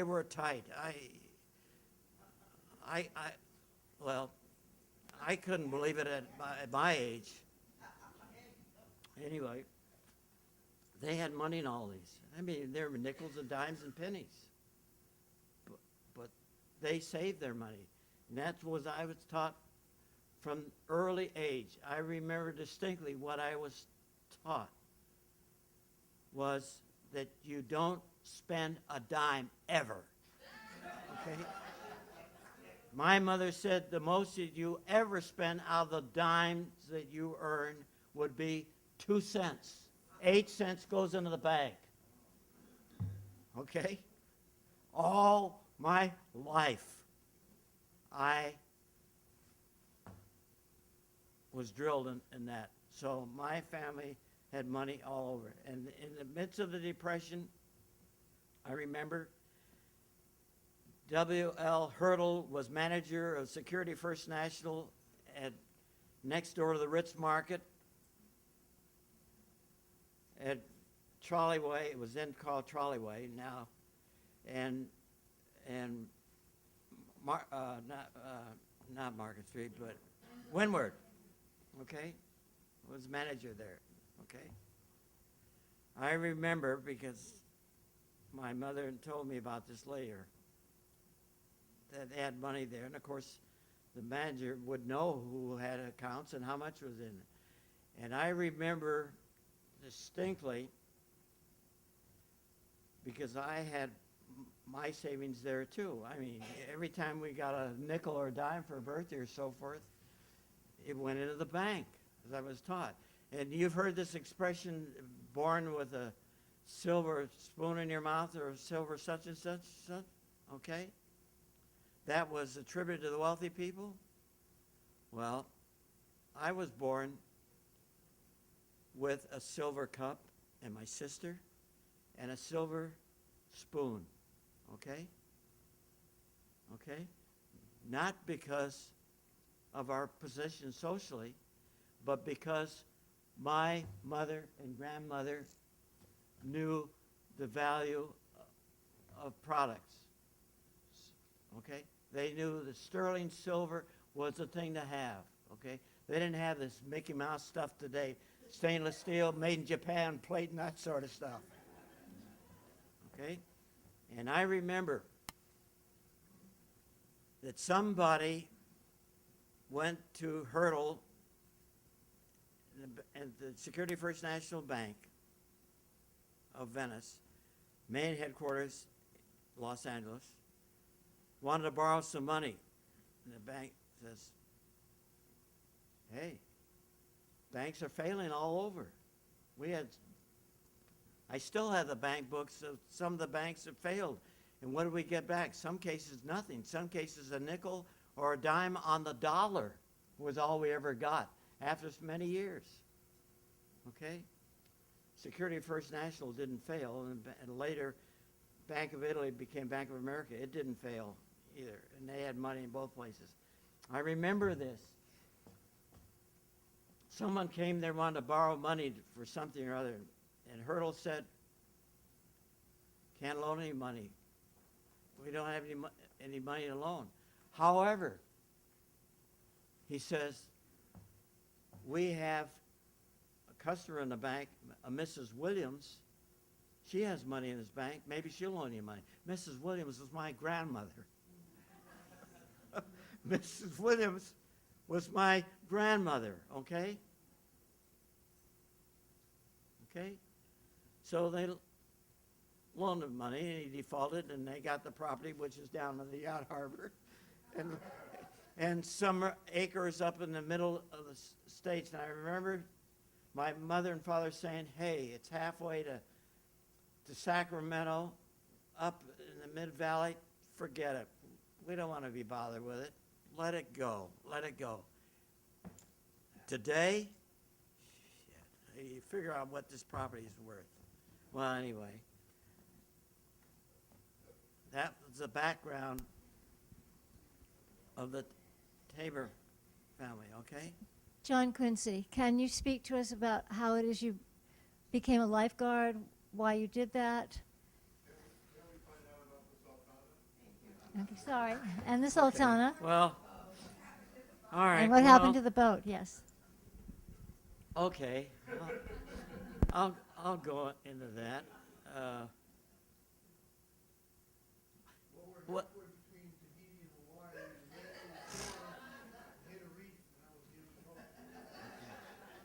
Incidentally, this one over here has sailed all of that. Has sailed yachts. Australia, New Zealand, the Pacific, and so forth, and has flown all over and so forth. Behind the controls as a pilot, he far exceeded anything that I'd ever done over here. Okay? Another generation. Anyway, what was it you just said?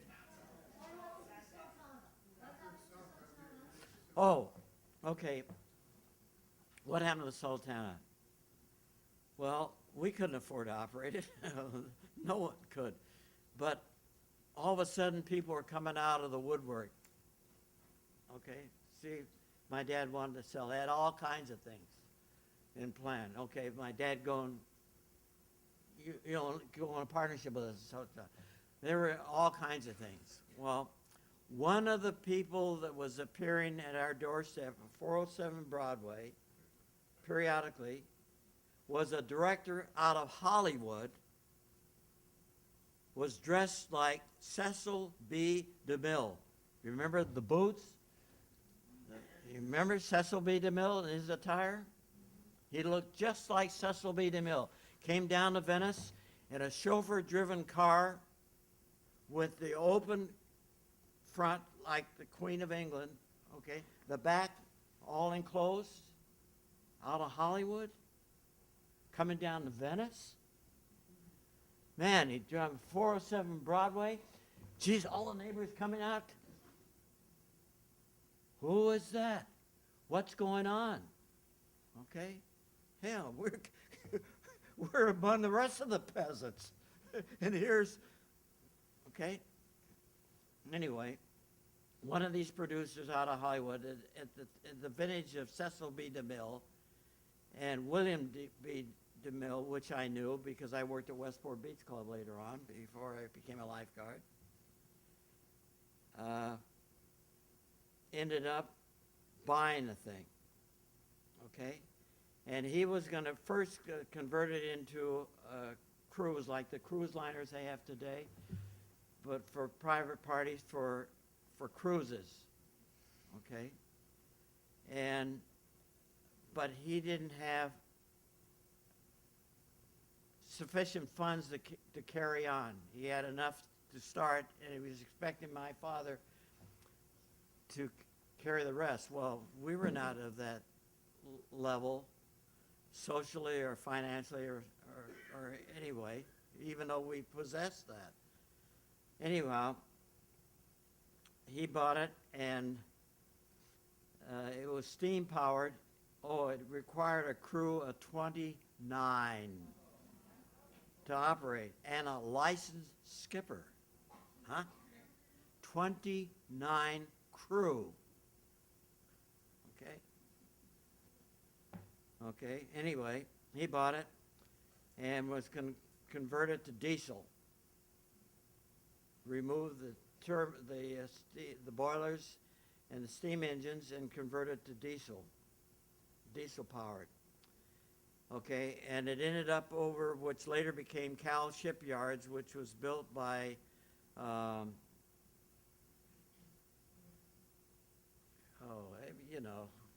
Kaiser. Kaiser built Cal Shipyards down there.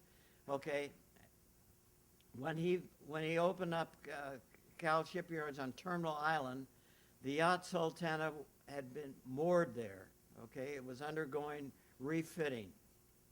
But the guy that bought it didn't know from straight up as far as being a seafarer, okay? And he didn't know anything about boats except what my dad told him and so forth and so on. Incidentally, on the Afner side of the family, my cousin Stanley Afner was the captain of the Sultana. He was the only one on board all the years that we owned it. So he was a classmate of Bill Harrah. And you know who Harrah? Yeah. Casinos? Okay. Stanley Afner and Bill Harrah were classmates when Bill Harrah lived on the corner of Thornton Avenue and Oceanfront.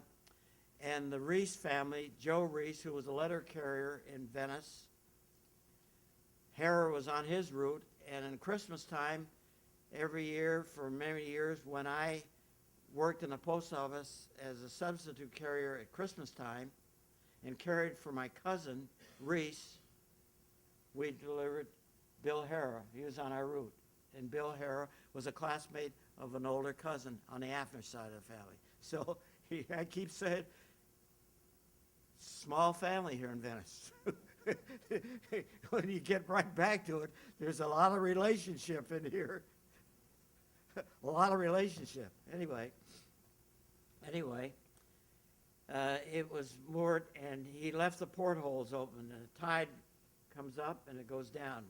Anyone who's familiar with tides. And when the tide went out, she was moored athwartship. That means alongside, not bow to stern, but athwartship to the dock with cables. When the tide went out, she keeled over. And since the portholes were all open, when the tide came in, it filled up.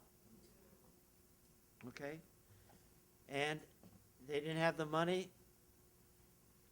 to continue on, and it stayed there until the war broke out, and Henry J. Kaiser opened up Cal's shipyards. Incidentally, Henry J. Kaiser goes way back beyond Kaiser Permanente, which you people are all familiar with. He goes back to, he was one of the 5 builders of Hoover Dam, which was then called Boulder Dam, because of the Democrats didn't want anything named after the Republican, which was Hoover. So it was called Boulder Dam, and then later on it went back to its original name, which is Hoover Dam. Okay?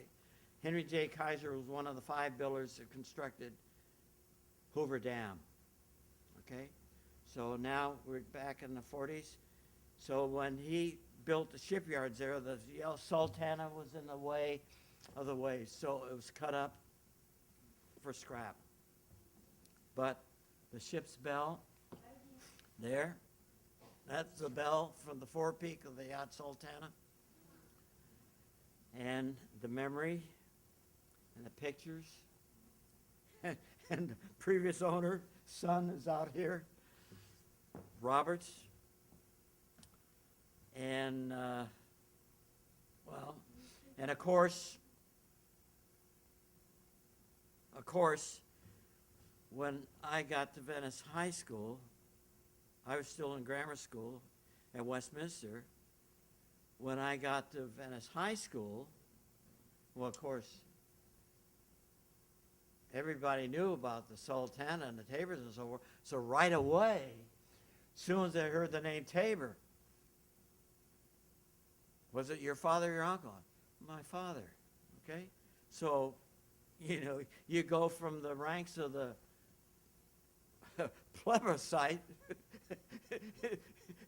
to the aristocracy just by virtue of happen to be there at certain times and certain things took place.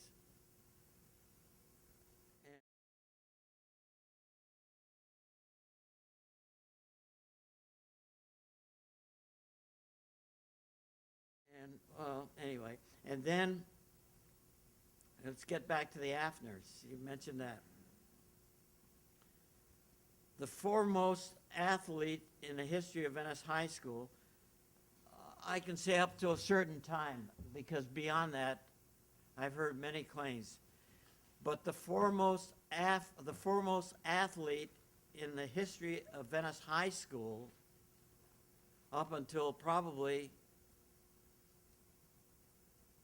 well, till later years, was Ward Afner, okay? Ward Afner, who went to Venice High, and he was an outstanding athlete.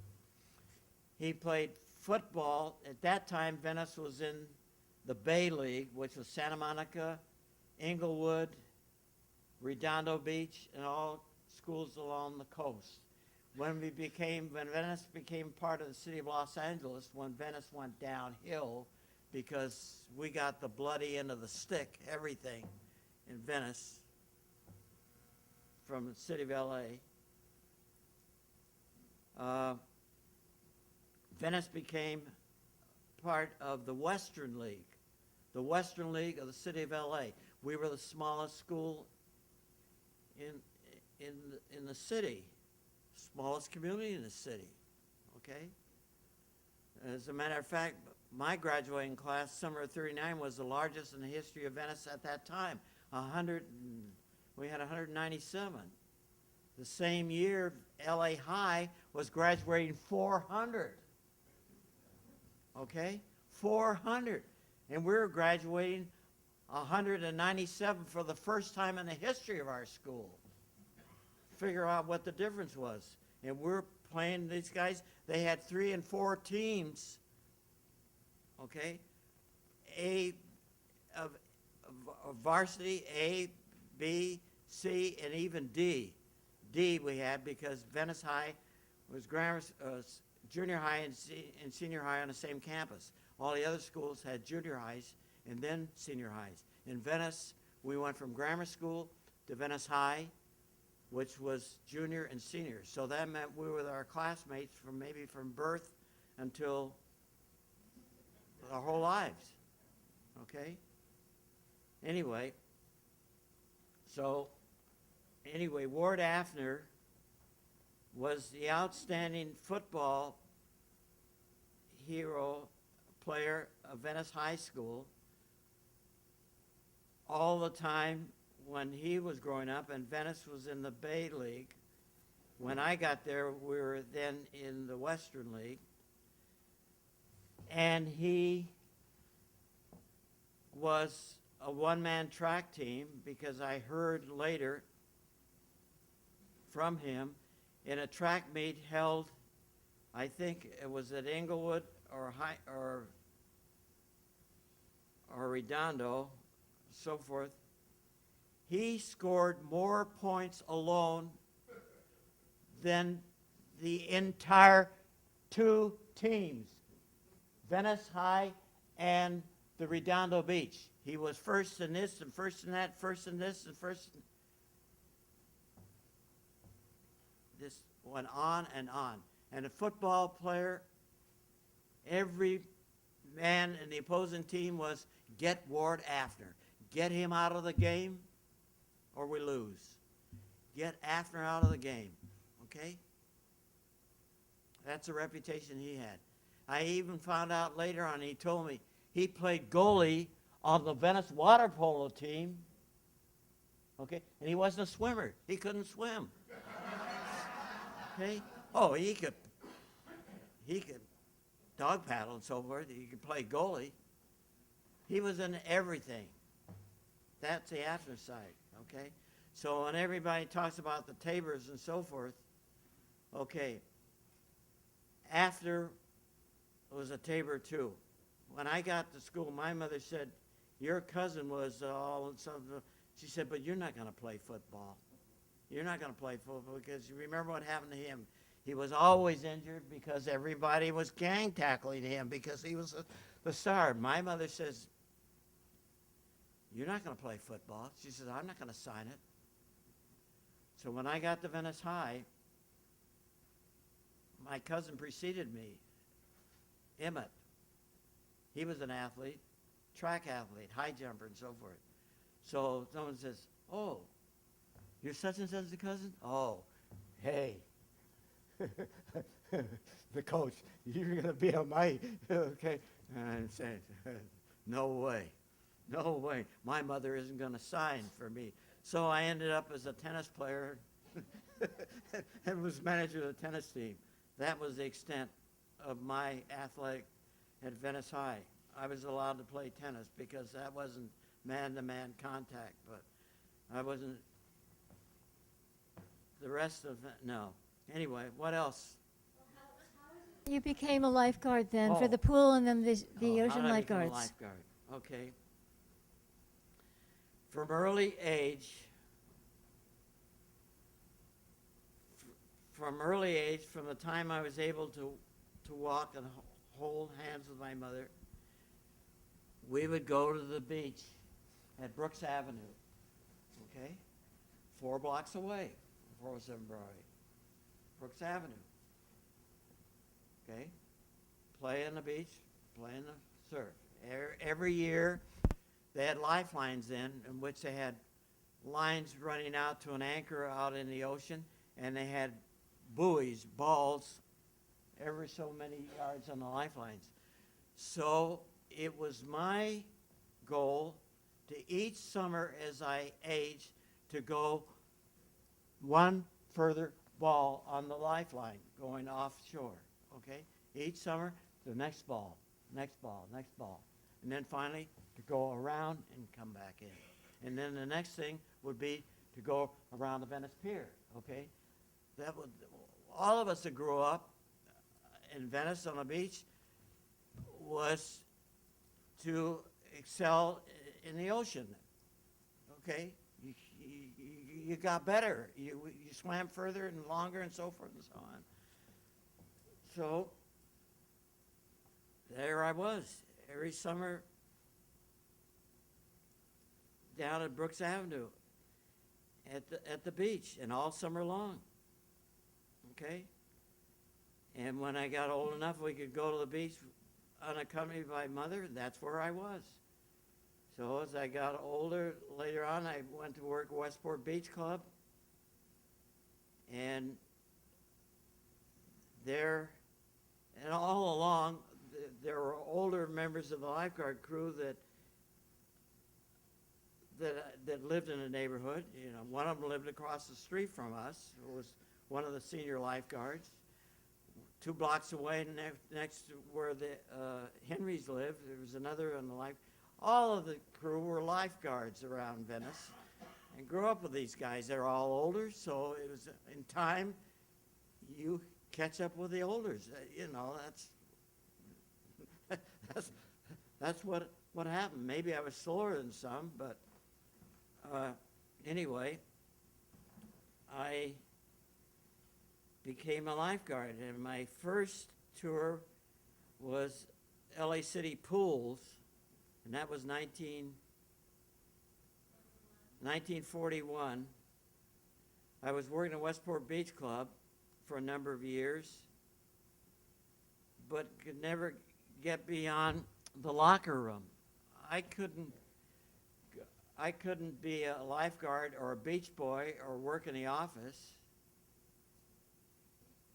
Only as a locker room attendant, in which time I met a lot of people like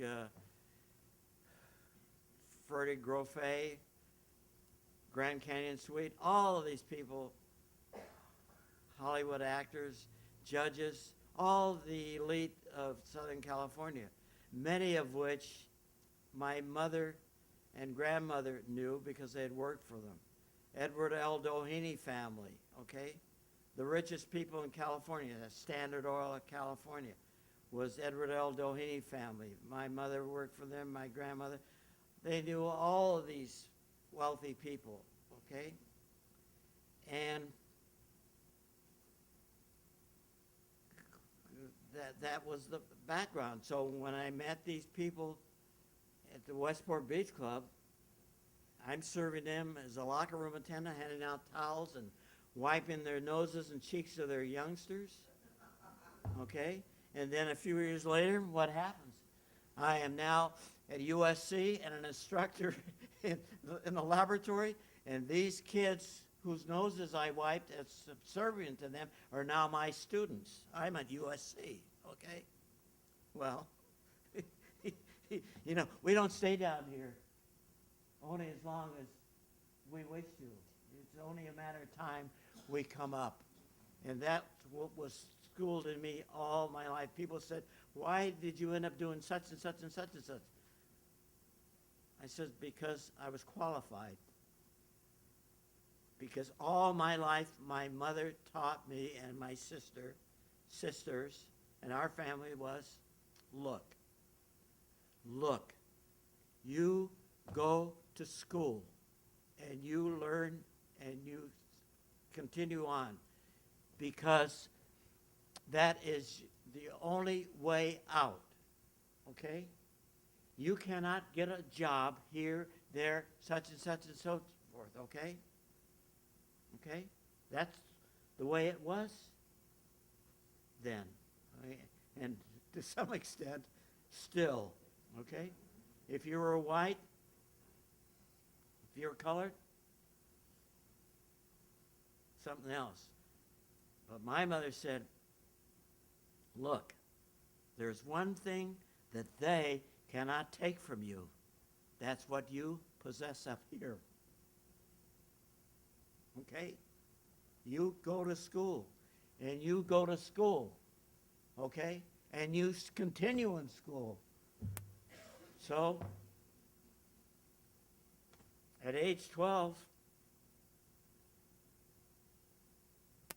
I said, I will be a medical doctor. And that was my goal all the way through school, high school, college, and so forth, until the year that I was supposed to enter med school. I had all the undergraduate work, all the pre-med work behind me, and I was an instructor in laboratory at USC. And then some of these snotty kids who had wiped their fannies and wiped their nose for when I was subservient to them at Westport Beach Club, they were now my students at University of Southern California, okay?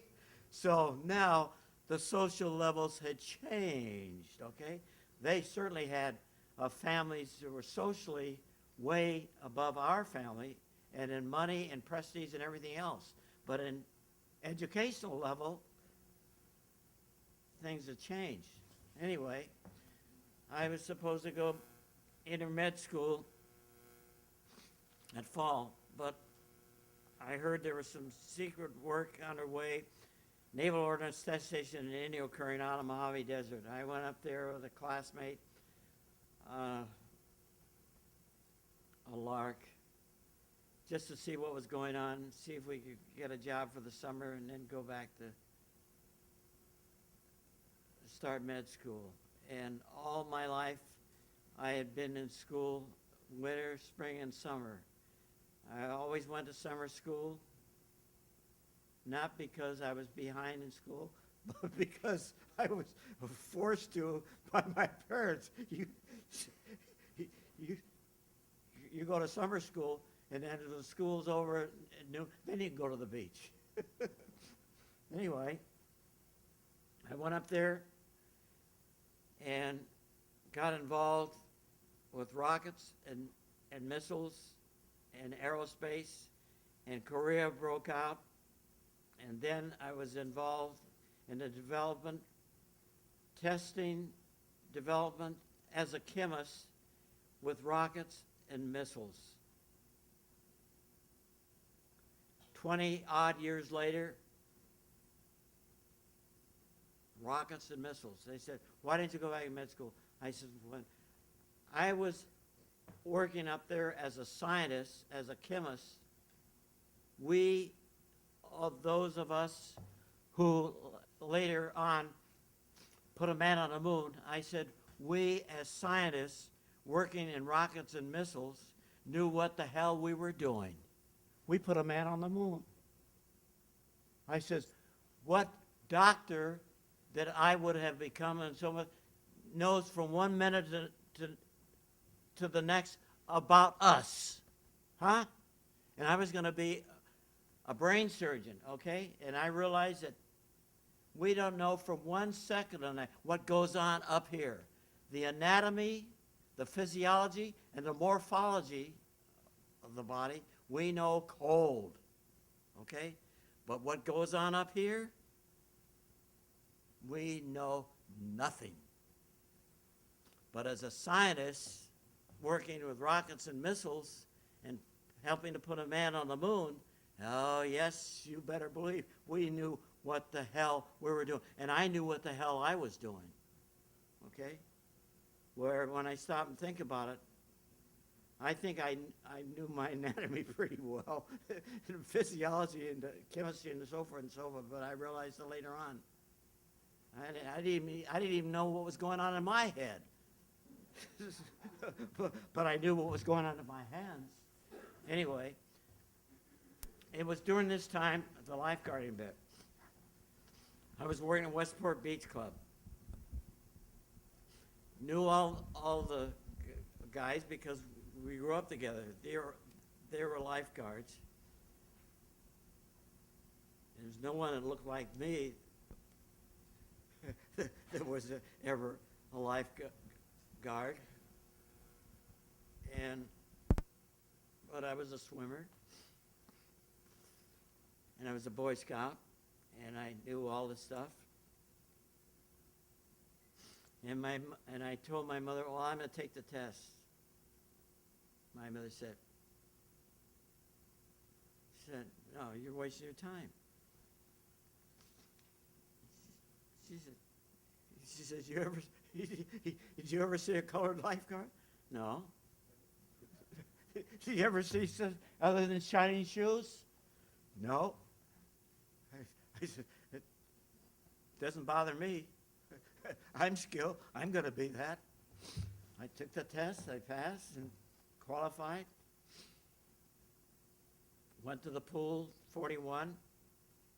Next year, I qualified for the beach. Went to the beach.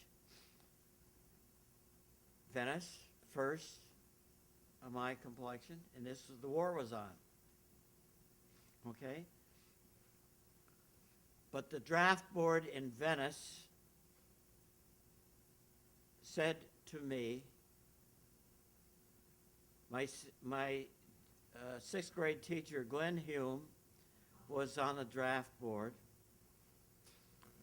Her husband, Tom Hume, was manager of the dump that was over here on Washington Boulevard, which now all these high rises are, in Lake Los Angeles. That was a dump at one time over there off of Washington Boulevard. And all these people were friends of my father, who was in the American Legion post, 177 of Venice. Pardon? No, the first Legion Hall was above the building on the corner of Mildred and Main Street, where Mildred goes downhill, where the Venice Outlook building was. Okay, upstairs was where the American Legion first met. Then they moved to Windward Avenue upstairs on the south side of the street, and then they moved that building that's on the corner of Market and Main Street, diagonally across from the post office, which was the building that they owned first. All the others were rentals. Well, my dad was a member of the post, and was chairman of the Boy Scout committee, because they sponsored Troop 29, which I later became a member of when I was old enough, and so forth and so on. So that's how I got into scouting, because my father was involved, not as a scout, but as an adult in scouting, and he was on the camp committee for the whole area, Beverly Hills, Ocean Park, Culver Palms, Venice, Playa del Rey, all the western Crescent Bay Council. My dad was on the committee, scout committee, and built all these camps. Okay, so when I was old enough, I became a Boy Scout. In fact, before I was age 12, I was running around with the troop, but I couldn't become an official member until age 12. So on June 1st, 1933, when I reached age 12, my nickel went into the kitty to become a Boy Scout in Troop 29, which is sponsored by American Legion Post 177 in Venice. My father was the first and I think only member of the American Legion Post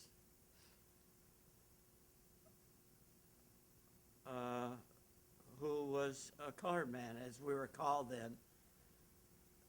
Back then, those of us who were descendants of slaves in America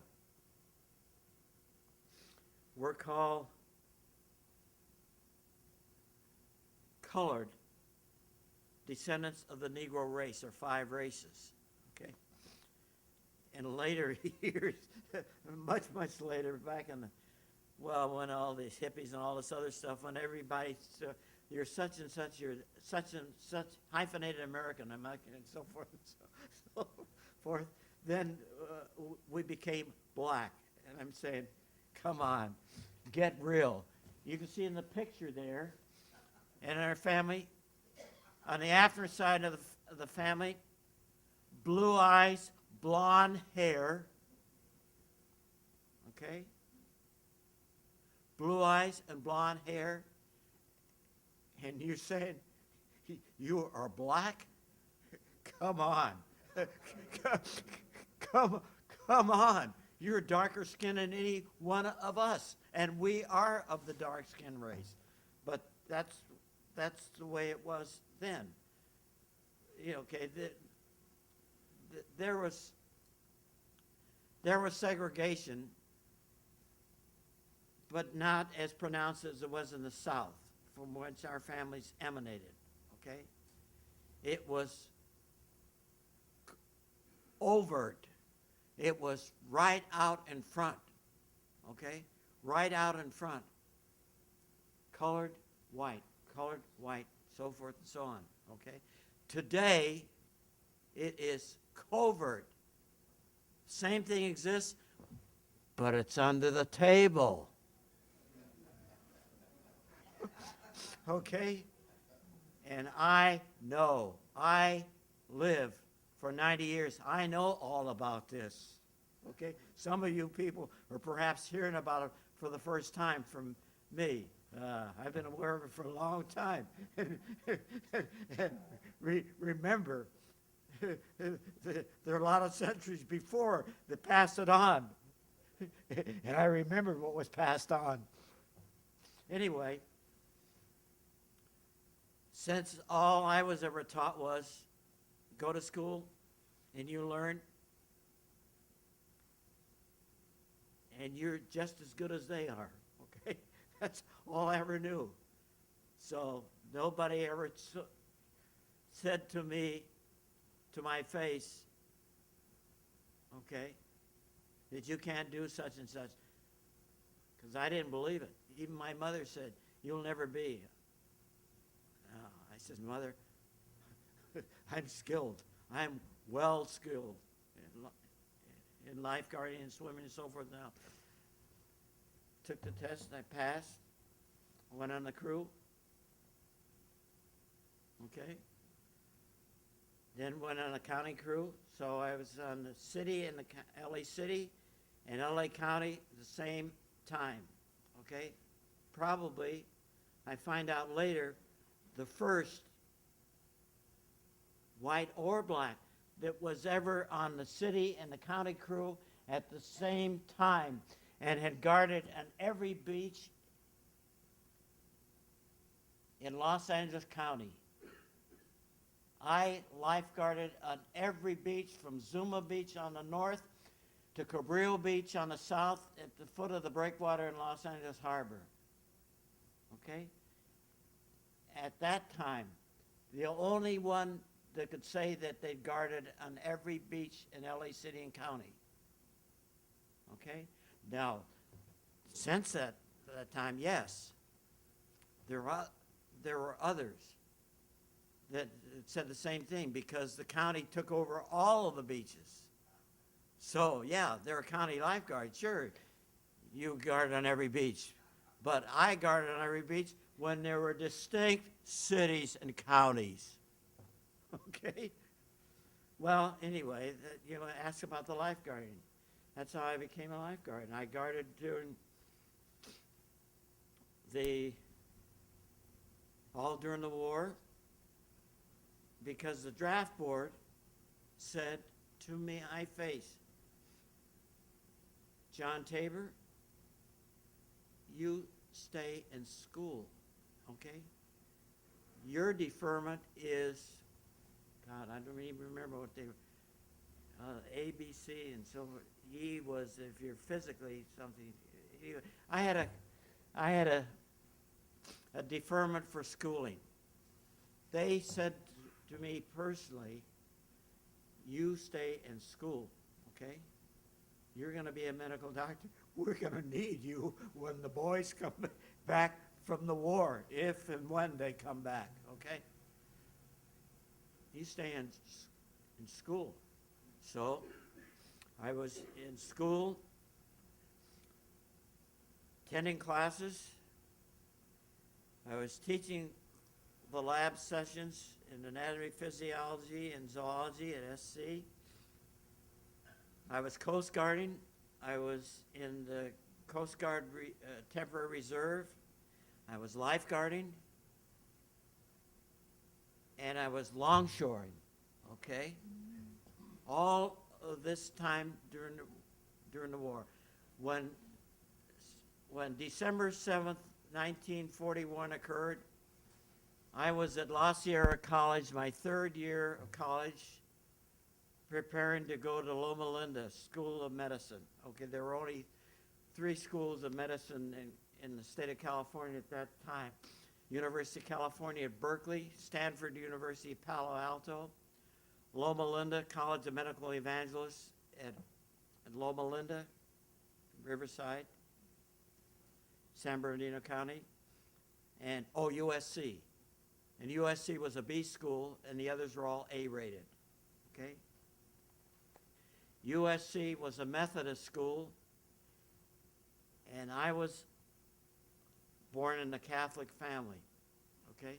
And all my buddies and close associates, it turned out, and I don't know why, because I think I'm the only member of and all the rest of the family can attest to this, I'm the only GDI in the family. And in those days, GDI meant God-damned independent. Okay? Because I would not join a fraternity, and I would not go to church except a wedding or a funeral. Because I says, I'll be damned if I'm going to, every time the priest says, sit, I stand up, then you sit down, then you kneel, then you up and down. I says, no, I go into church, I sit there until it's over, and then I go. So the whole family, all were churchgoers. Man, that was in our, all Catholic, St. Clement's, okay? Okay? But this, no, my mother was a Methodist. And we went to Baptist school, Sunday school, okay? And my grandmother was a promoter of the First Baptist Church of Venice, which was on San Juan. Then later, it moved to Westminster and 7th Street on the southwest corner, and then later across the street to where it is now, okay? And at that time, the Reeses, Joe, the brothers were what do they call, deacons in the church. And my grandmother was the fundraiser. She knew everybody in the city, the bankers, the lawyers. She knew all of the higher class in this city, okay? She knew all of them, and they all knew her. Every time she'd go up with a raffle ticket, they'd say, oh, Mrs. Williams, here's the thing. Give the tickets to someone else, okay? And all that stuff. And I remember I told you about the thing, the guy borrowed money from my grandmother, and the secretary of the manager came to my grandmother and my mother to borrow some money. My mother didn't say to her, but she told us later. She says, the nerve of that woman. The nerve of that woman. She says, none of us can have a job. We can't even sweep the floor in the bank. Huh? She who has a job in the bank coming to us to borrow money, and we cannot achieve the level, see, because of our color. Okay? Okay, that's a part of all of us, mankind growing up. What I'm saying to you, I'm speaking about the Tabor family, but what I am saying is no different than what was going on nationwide regarding the races. Okay? It was what you had up here, not what you had here. Okay? And people said, I'm finding out now, I didn't realize it then. He says, geez, you were the first here, first there, first there, first there, first there. I said, well, I says, now that you mentioned it, yeah, maybe I was, because I don't remember ever seeing any other colored people in any of these places where I was. That was the only one. But it didn't dawn on me then. Why? Because I was there because I was qualified. I wasn't there as they did later on, token. They said, okay, we got to have such and such because that's the law now. I was there by virtue of all of you, white and black, that taught me, okay, and my parents. That's the way it was. And I want to say to you younger people, okay, that's the way it has been throughout of all of history. All of history, okay? There's been an intermingling of the races since the beginning of time, okay? My children's grandfather, I met my grandfather. I met the children's mother, my first wife, when I was lifeguarding on the county crew at Will Rogers Beach, just above Santa Monica Canyon. My wife used to come down there. She was from L.A. Used to come down there to the beach, not to Venice, but to Santa Monica. And that's where I met my first wife, the children's mother. It turns out that the children's grandfather was General Superintendent of the California Lutheran Hospital Society. He was the master of all of California Lutheran hospitals. Their grandfather was knighted by the King of Sweden. Okay? On that side of the family, royalty, okay, was knighted by the King of Sweden, okay? My wife's, her wife's father was up on the hierarchy of Germans, okay, and was sent to the guillotine by their kleiner Mann from the Österreich, Hitler, okay, because of nobility. Okay? Think about it. And think about it. Okay?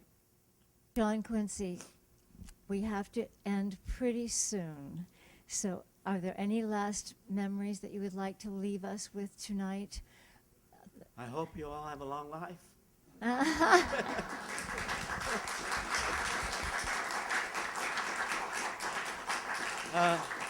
Because thinking back, I've been truly blessed in my lifetime.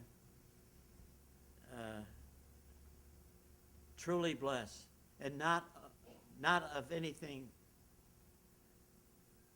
that I believe was because of what I did. No, not of anything that I did, but because of my surroundings, people, friends, okay? For friendship that exists among mankind is that which perpetuates our life on this earth. It's friendship, okay? White, black, blue, indigo, and so forth? No, it's friendship. I was voted when they select the best of this and this and this and this in my senior class, the most friendly. The most friendly. The senior class, 1939. And then I thinking back now? Yes. Yes. Because I was taught that. And part of the 12 points of the Scout Law, friendly, okay? Friend to all and a brother to every other scout, okay? And I thinking back on it, and I say the one thing that I remember most about life is only because of the friendship that was paramount among us were any of us able to survive. Okay? Because when friendship is gone, we're gone. We're all gone. So if you remember anything of what I said, remember friendship. Color is no bearing on this earth. No bearing whatsoever, even though it may be politically and socially and otherwise, but realistically, friendship, that's what is us, that's what makes us, that's what carries us on, and that is what we are made of. It's friendship. Okay, before I depart, you have all heard the name Ralph Bunche. Nobel Peace Prize winner, 1950, because of his exploits of the Jews and the Arabs and the equation in the Middle East. Nobel Peace Prize winner, 1950, Ralph Bunche, Dr. Ralph Bunche, UCLA, so forth and so on, okay? 1937, when I went to the 5th World Jamboree of Boy Scouts in Holland, the only one of my color from the entire United States, the only one from Venice, and I later found out probably at that time the only child from Venice who had ever been to Europe, okay? 1937, while at the Jamboree in Holland, I met many people. It was on one day outside of our campground. There's a picture in there, and I'll go into it later. I was approached by a gentleman, dark suit, dark hat, so forth, and engaged in conversation and shook hands and talked for a number of minutes and so forth and so on, and asked me about it, well, so forth and so forth and so on and so forth. Anyway, when he left, he gave me his card, and I put the card in and all my other stuff. Got home, telling Mother and Daddy about, all summer I was in Europe and so forth, Jamboree and so forth, everything, Europe and so forth. And at that time, there were scouts. There were 28,000 of us in Holland. The first National Jamboree of Boy Scouts of America was scheduled for 1935, which I was scheduled to go to. And it was canceled because of the flu epidemic in Virginia. Virginia, Washington, D.C., across the river, huh? 1937, rescheduled, right back there. Now, I'm also not going to the first National Jamboree, which I was scheduled to go to, but now the 5th World Jamboree. 24,000 of us, Washington, D.C., 28,000 of us in Europe, the 5th World, okay? Every country on the face of the globe is represented except for Germany, the Hitlerjugend, and Russia. They had 2 or 3 token, they were called Lone Scouts, from Russia, and I think there may have been, I heard rumors, I don't recall meeting him, because when we were in Germany, the Hitlerjugend, the swastika, okay, they're dressed like us, shorts and They look like Boy Scouts. But the swastika, okay, and the dagger, okay, and which I have in my safe, the dagger from from Hitler's time, okay? I had still. Anyway, I get home, telling the mother and daddy about Germany and so forth, and I pull out this card. So I says, I met this fellow and so forth, Ralph Bunch, and Department of State, United States of America, and so forth and so on. My mother said to me, do you know who that is? No, Mother. Ralph Bunch. Mother says, do you know who he is? I says, no. My mother said, okay. My mother said, your grandmother and I were in the same social level and dear friends of Ralph Bunch's grandmother and his aunt, who raised him when his mother and father died. He came from Virginia, came to California, was raised by his grandmother and his aunt, who were dear friends of my mother and grandmother, and he went to UCLA.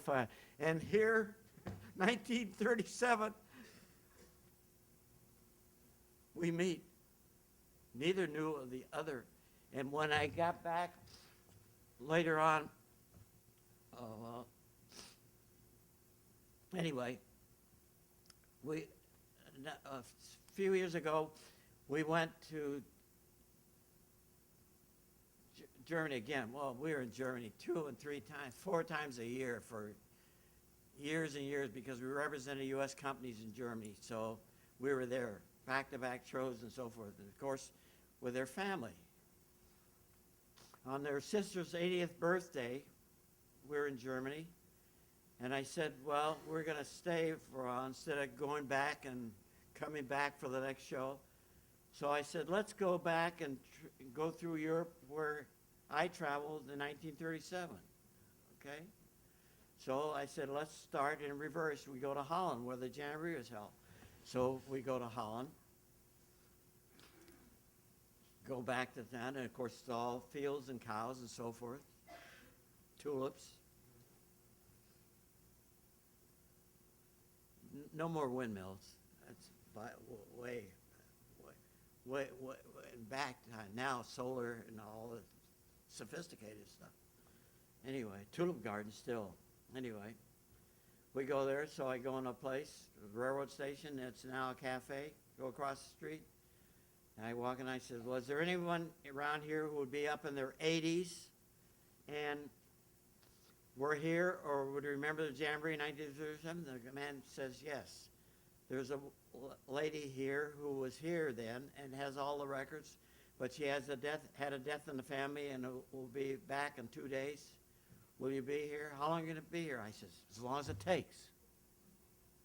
As long as it takes. I said, because it was 69 years ago, almost to the day when I was here. Okay? So then we go on a little bit further. Same thing again. We go in a place, a little store. I said, anybody here who would be up in their 80s and would remember the Jamboree? There's a guy standing in line. He said, yeah, I was here, but I don't speak English. I says, no problem. Okay? Dutch is we call Platzdeutsch, Low German, fluid, semi-fluid in German. Hey, it doesn't matter. I know German. She knows more. We can converse with you. Right behind the man, as the lady says, no, I am the historian of Vogel and Zang, Blumendahl, and I have the records. She said, but I have to go on a trip to visit my mother, and I'll be back in 2 days. I says, okay. I said, same place, 2 days from now. This was on a Thursday. Same place, same time. 10 o'clock, Saturday morning, 10 o'clock, right here. She came, we met. We had a little car. It was loaded with luggage and so forth. She said, well, I'll ride my bike. wrote all that. Was that? Yeah, they've been riding bicycles since the beginning of time, and still are in Europe. Okay, not like us. Everybody's got a car. Some of us, several. Anyway, she comes out. She brings out the record. She opens up picture. Okay. I pointed the picture. The front of the American contingent when we're in Europe was made up of logs to resemble the forts of the frontier days when they built forts to combat for defense against the Indians, and out of logs. Well, our thing in Holland was made of logs. Okay, she brings out a picture. I point up there at the picture. Look, J.Q. Tabor Jr. She looked at that and she says, "Oh my God." She said, "And you had given me your card, the name, 2 days before." She said, when I put this picture out, she said, I looked at the 3 scouts standing there looking at these logs and never looked above the heads of these scouts. And she said, "There's your name." She opens up another picture of the whole American contingent. See that? Okay? That, 69 years. Okay? Here it is. It's all coming out. Pictures are out there. Anyway, I guess, okay, I'm done. Oh, John Quincy, thank you. Thank you.